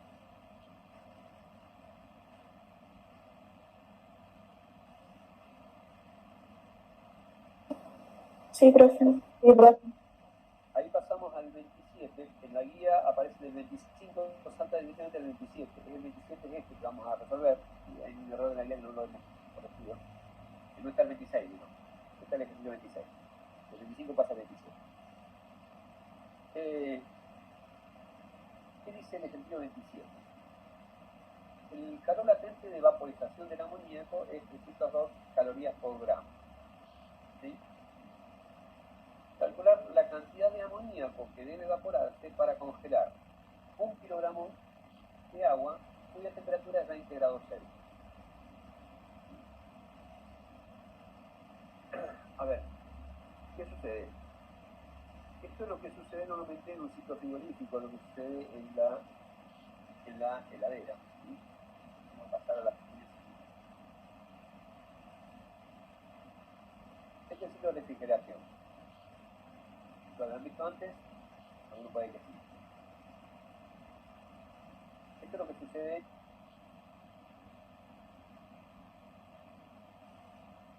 un compresor. ¿Sí? Este compresor lo que hace es comprimir el gas del refrigerador, del congelador, de la heladera. ¿Sí? Lo comprime ese gas para condensarlo. Al condensarlo lo que hace es generar una presión para que el gas, el líquido que está calentado, libere ese calor fuera de la heladera. ¿Sí? Entonces, luego ese líquido pasa por una válvula de expansión. Al expandirse ese líquido que está a presión se transforma en vapor nuevamente. Al transformarse en vapor, ¿qué hace? Para poder producir ese cambio de estado, absorbe calor. Eso sucede en el congelador. ¿Sí? Dentro del congelador de tu heladera hay circuitos donde ese líquido se expande. Al expandirse se vaporiza. Para vaporizarse absorbe calor. ¿Sí? Ese vapor se condensa nuevamente, se comprime. Para condensarlo, al condensarlo, ¿qué hace? Libera calor fuera de la heladera. ¿Sí? Normalmente la heladera tiene atrás una rejilla o un sistema para liberar el calor. ¿Entienden? Eso es lo que sucede normalmente en una heladera. ¿Ah? Bien, entonces tenemos que nosotros resolver eso. Y calor, dice, ¿qué cantidad de amoníaco se debe evaporar dentro de este evaporador? ¿Sí? Para que sea puesto dentro del congelador 1 kilogramo de agua a temperatura de 20 grados Celsius. Entonces, acá tengo que trabajar con, ¿cómo voy a hacer esto? Cantidad de masa de amoníaco que debo evaporarla dentro del congelador.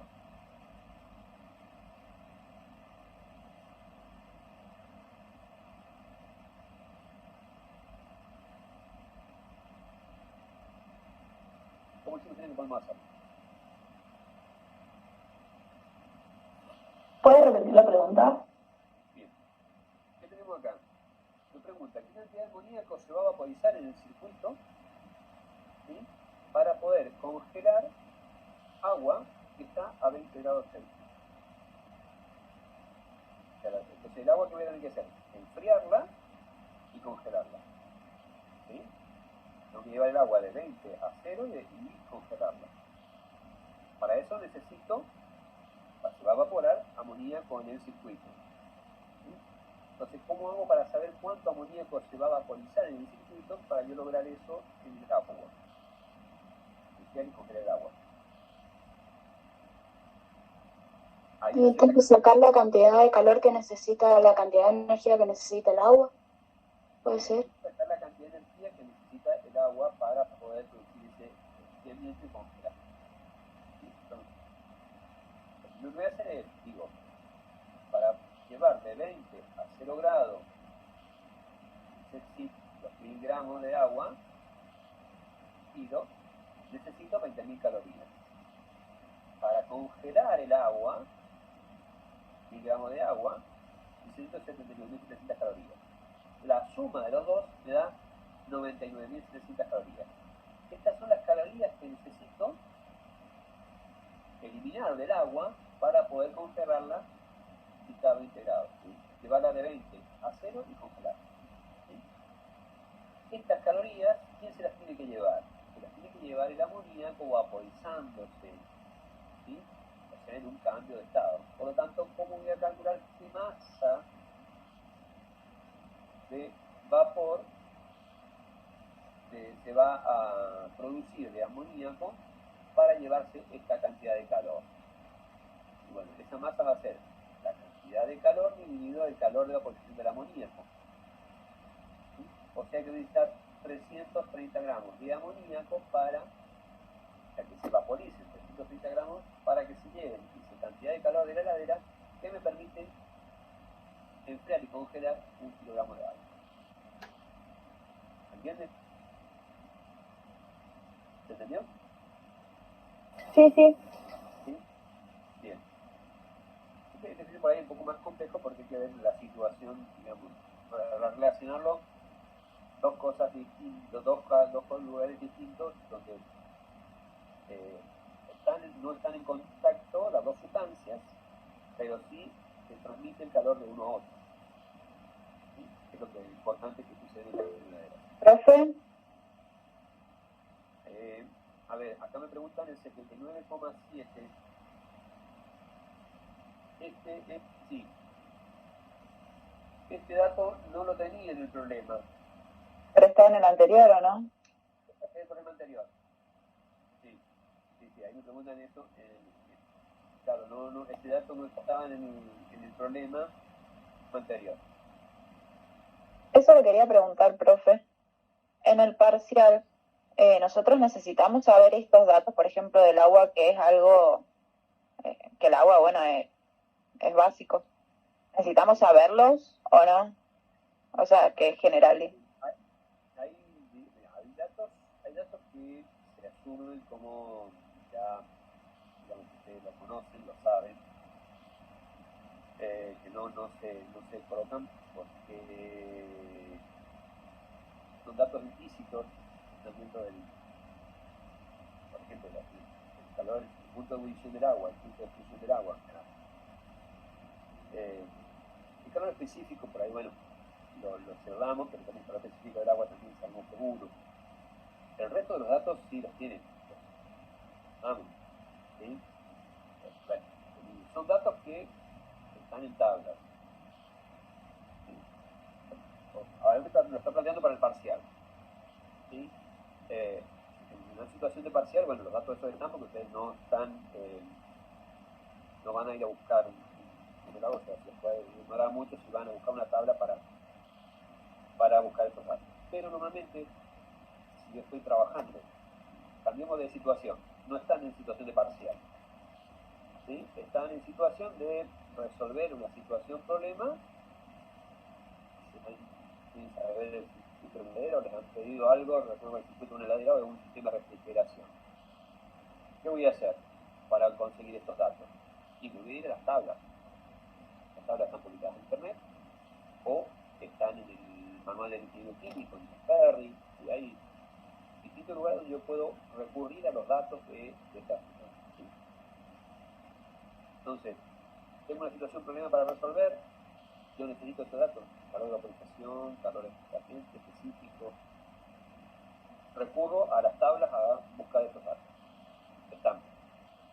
¿Sí? ¿Están? Lo importante es saber cómo resolverlo. Porque los elementos los tengo. ¿Sí? Los datos los busco. Buenísimo, sí, sí. Puede suceder que en vez de tenerlos en calorías por gramo, lo tenga en joule por joule por kilogramo, ¿sí? O que Sí, hay que saber el pasaje de unidades, nada más. de qué manera tengo que pasar de una unidad a otra para poder utilizar ese dato, ¿sí? Entonces, de esa manera puedo utilizar ese dato, ¿sí? Así que bueno, estamos hasta ahí. ¿Alguna duda sobre el práctico? ¿Quedó más o menos claro el práctico? Vieron que es corto el práctico, hemos terminado rápido de revisarlo, más allá de que, bueno, quizás uno no tenía hecho alguna parte, otro sí. No tiene mucho más que esto, ¿sí? El práctico. Lo que sí, hay otras cosas que no hemos visto en el práctico, que tienen que ver con la teoría de los sólidos y los líquidos, ¿sí? Que son, por ejemplo, las propiedades de los líquidos, el tema de la tensión superficial, la densidad, bueno, algunas otras cuestiones que se dan en teoría que son interesantes que las realicen para el parcial, ¿sí? Las propiedades de los sólidos y las propiedades de los líquidos, ¿sí? En la práctica lo que hacemos es solamente tomar,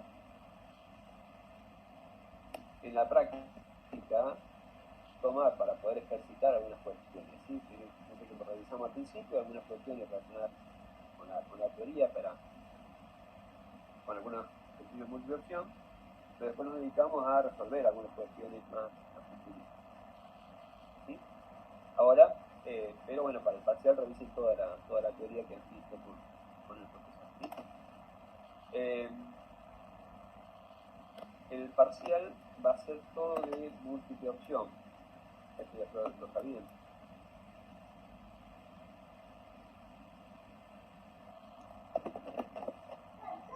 Sí, nos lo comentó Noelia ayer. Bien, les contó Noelia ayer que el parcial es todo de múltiple opción, ¿sí? Van a ser 20 puntos de múltiple opción. Y algunos van a tener que hacer algunos cálculos, por supuesto no como el 25 o el 27, un poco más complejo, ¿sí? Algunos cálculos más cortitos, más sencillos, para dar una respuesta correcta. O sea, van a tener opciones como son de la opción múltiple, pero en algunos van a tener que hacer algunos cálculos para poder dar la respuesta de la opción, ¿sí? Todos los ejercicios de opción múltiple, digamos, van a estar más o menos divididos en estos tres prácticos, ¿sí? Que es lo que hemos visto acá. Estructura del átomo, interna y externa, reacciones nucleares, tabla periódica, las propiedades periódicas,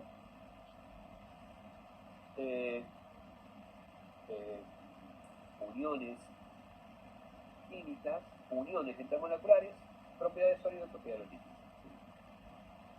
Esos son los temas del parcial, que van todos relacionados con esa parte que vimos en la estructura de la máquina, ¿sí? Así que bueno, no sé, si tienen alguna duda sobre alguna pregunta sobre cualquiera de los temas, cualquiera de los prácticos, si quieren que veamos. Profe, ¿cuánto tiempo va a durar? Dijimos, a ver, duran 20 por 5, ¿cuánto es? 20 por 5 son 100 minutos.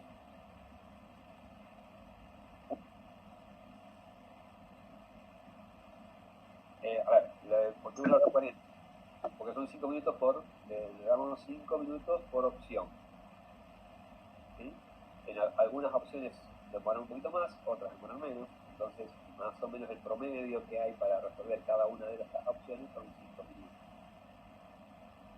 Entonces algunas van a utilizar un poco más de tiempo, porque van a hacer algún calculito, o algo, para contestar, ¿sí? En esto traten de ser, digamos, cuidadosos. El sistema se cierra, acá no es como cuando hacíamos el parcial por resolución, que nosotros extendíamos el plazo para que pudieran subir el archivo. No, acá es el tiempo y se cierra, ¿sí? Hay que tener en cuenta que tiene tiempo suficiente para resolver. Hay algunas preguntas que son muy rápidas de resolver, muy fáciles, cuando digamos, las preguntas que mucho. Otras que les va a pasar un poco más, les tienen que pensar un poco más o tienen que resolver algún tal. ¿Sí? Profe, ¿Acá? Sí. si por ejemplo vamos por la 18 y se cierra, ¿cuenta hasta la 18 o cuenta que ni siquiera lo enviamos y no tenemos ninguna respuesta? Ah, bien. Sí, porque como siempre al último tenemos que enviarlo, digo, capaz que no se contaba. No, sí, lo que sí, bueno, la gente es que no, digamos, no te lo vas a tener que enviarlo antes de que se cierre, ¿sí? Pero sí, se tiene en cuenta. Todo después las podemos ver, así como todas las respuestas que Profe, otra gracias. pregunta. ¿Se va a poder volver a la pregunta anterior? Como en el otro parcial, ¿sí? Ah, buenísimo. como va a ser a ver, el otro parcial que tenía 25 minutos, 5 preguntas. ¿Sí? Esta vez, bueno, el mismo formato, nada más que en vez de 5 van a tener 20. Ahora se agregan las preguntas. Y se van a dedicar nada más que a esas preguntas. ¿Sí? No van a tener que hacer la solución de problemas más allá de lo que tienen que resolver para contestar la opción. Buenísimo, gracias. Profe, ¿qué horario va a ser el parcial? No escuché. ¿Qué horario va a ser el parcial? A las 16. A las 10. Gracias. 16. Se habilita a las 16, 16, 17, 40, 17, 40. Gracias. Pero bueno, yo creo que hemos, a ver, sé que muchos, unos cuantos no se han conectado a las clases prácticas, no sé por qué. Justamente los que están conectados ahora es los que siempre se conectan, entonces bueno. Yo sé que algunos han planteado alguna dificultad que tienen, pero no se han conectado a las prácticas, entonces han resuelto los ejercicios mal, o sea, todos los tutores hemos tenido que devolverle las presentaciones, hacerle certificaciones de los prácticos, cuanto que no deberían ser así, porque si lo hemos revisado, estos 3 prácticos lo hemos revisado completos antes de entregarlo acá en la clase. Y es llamativo la cantidad de errores que tienen para de presentación, cosas que le hemos resuelto acá digamos, en la presentación de clase de práctica. Pero bueno, lo que sucede es que bueno, no estaban todos conectados en las prácticas y pasa eso. Y lo importante es que siempre se conecten en las clases de práctica porque vamos a ver todos los ejercicios de las guías durante la práctica. ¿Sí? Inclusive algunos temas teóricos que no se dan en la teoría, porque se sobreentiende que están, entonces la sabiduría o algunos temas de soluciones que vamos a empezar la clase que viene, lo vamos a ver solamente en la clase de práctica, no en la teoría. ¿Está? Entonces es importante que todo esté conectado a las clases prácticas porque acá resolvemos todo. ¿Sí? ¿Qué más? ¿Esta tarde hay clase de consulta? A ver si hay clase de consulta. Buenísimo. 18, no sé si sigue la ¿Cómo? No escuché. Ahí está, gracias. Porque no sé si sigue la clase de matemática de consulta hasta las 18. No sé, no nos han avisado todavía, pero seguramente sí. Bueno, entonces dejémoslo a las 18, nos juntamos a las 18 a la consulta. Revisen todo el material, revisen todas las cuestiones que hemos estado revisando. Así a la tarde nos tratamos con todas las consultas que puedan tener para resolver. ¿Sí? Y entonces se entrenan bien para el jueves. ¿Sí? De todas maneras, mañana también está Alicia en consulta, van a tener de hoy y mañana bastantes consultas. O sea, de todas maneras, siempre está la relación directa con el tutor. Ya saben que en cualquier momento se pueden comunicar con nosotros, hacer una consulta, una pregunta por WhatsApp, nos respondieron. ¿Sí? Cada uno con su grupo, o a mí, sea del grupo, si no es en mi grupo, también mismo me pueden llamar. No hay problema, me pueden mandar mensajes. ¿Sí? Lo que todos tienen mi teléfono, pasa, lo tienen ahí en el grupo de general. Así que bueno, cualquier duda que tengan, me avisan, me consultan, estoy a disposición. El parcial es, simplemente es una medida de cuánto ustedes pueden haber aprendido más o menos estos temas. ¿Sí? No se preocupen demasiado por, digamos, por la nota, ni preocupense por, en ustedes medirse cuánto han aprendido de estos temas para seguir avanzando. ¿Sí? ¿Ah? Estos temas tienen esa característica, que son leyes y teorías. ¿Sí? Les vuelvo a repetir, las teorías se discuten, las leyes se aprenden. ¿Sí? Yo aprendo leyes para resolver ejercicios, para resolver situaciones y problemas que me sirven para la vida. ¿Sí?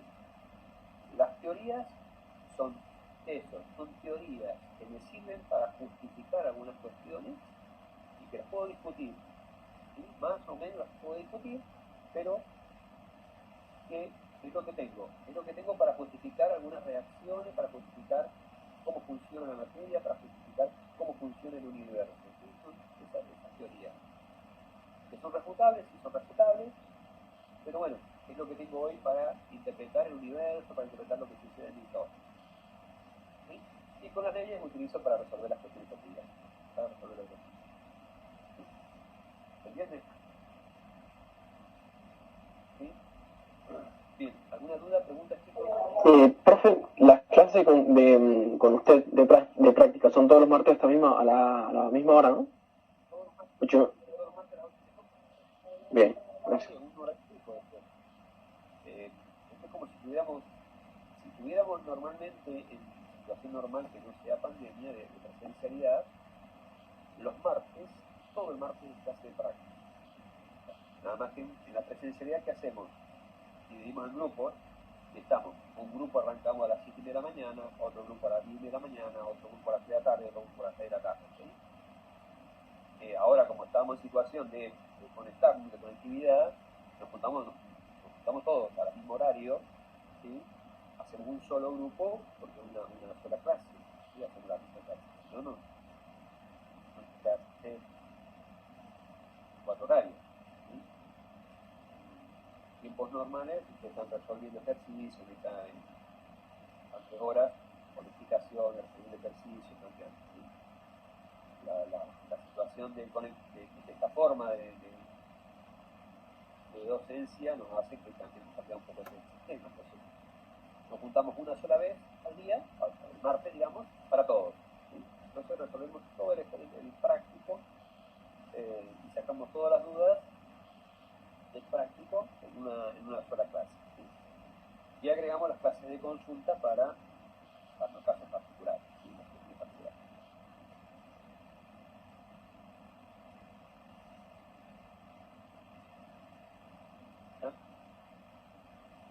Bueno, profe, muchas gracias. ¿Resolvieron lo de matemáticas? ¿Lo pasaron? Sí, lo pasarán para el jueves que viene, por lo que estoy viendo ahora. Para el jueves, no para el martes, para el jueves. Porque la profesora me había pedido por ahí si podía ser el martes a primera hora, antes de empezar la práctica nuestra. Ahí chequeo de vuelta el mensaje, a ver qué dice. A ver qué dice, porque al principio habíamos acordado con la profesora de que lo que prestamos un ratito de la clase al principio el martes, que queda haciendo de matemática y después arrancamos la clase de química. Sí, pero... No, dice que es el jueves. El jueves directamente, bueno. Ajá, el jueves 28. El jueves 28. Bueno, ¿cómo se encuentran para este jueves? Estudiar un poquito más. Un poquito más. Sí, tenemos que estudiar. ¿Eh? Sí, a mí me falta mucho todavía estudiar. Bueno, sí, pero tienen todavía todo el día de hoy, o sea, esto va a ser el jueves, así que estos 2 días dedicados a química, ¿sí? Revisen la teoría, el PowerPoint les sirve de ayuda para guiarse,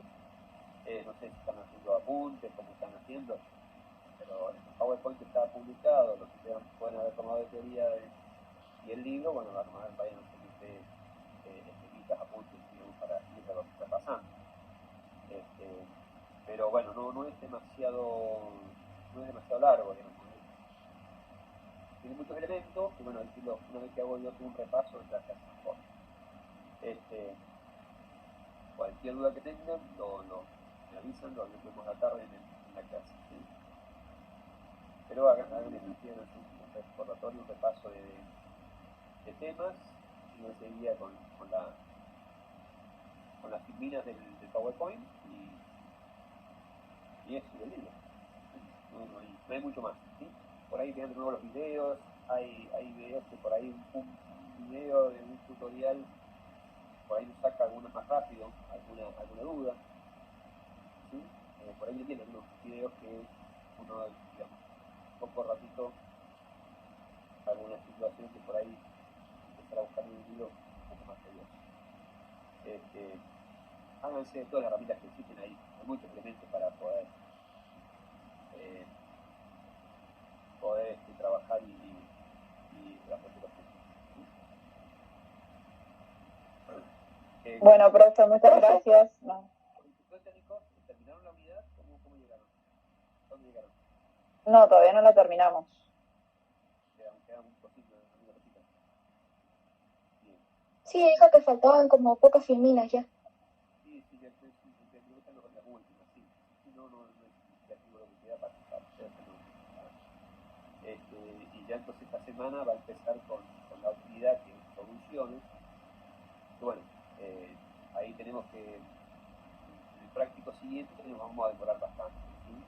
El práctico largo y muy significativo, así que bueno, ya el martes que viene ya les comento cómo vamos a trabajar con el tema de las soluciones, pero ya lo van a empezar a ver en la teoría esta semana. Bueno, chicos, tienen el desafío para aprender lo que necesitan para el jueves. Ahorita no, porque muchas cosas ya la saben, es reafirmarlas y tenerlas claras, pero no solamente para el jueves, sino para pensar cómo funciona nuestro entorno. ¿Sí? Básicamente este bloque sirve para eso, ¿sí?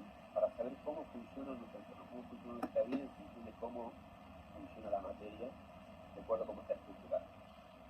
¿Sí? Porque lo que vimos antes es, digamos, una cuestión más operativa. ¿Sí?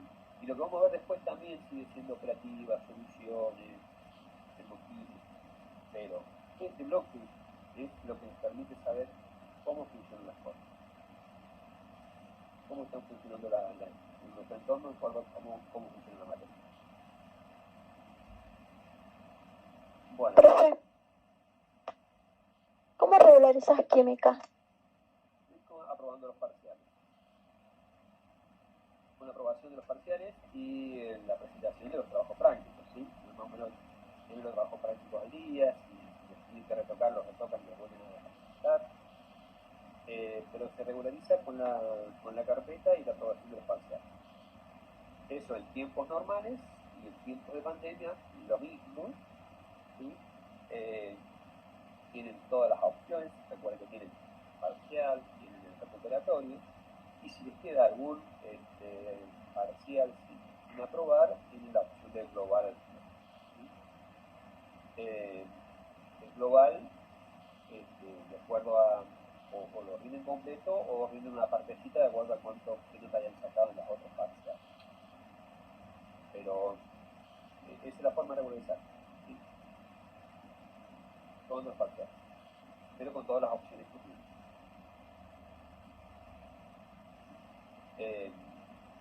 Lo importante es que, más allá de los parciales, es cuánto saben la materia para después prepararla para el estudio. Acá hay una cuestión que también tenemos que resolver, en qué momento le vamos a proporcionar la regularidad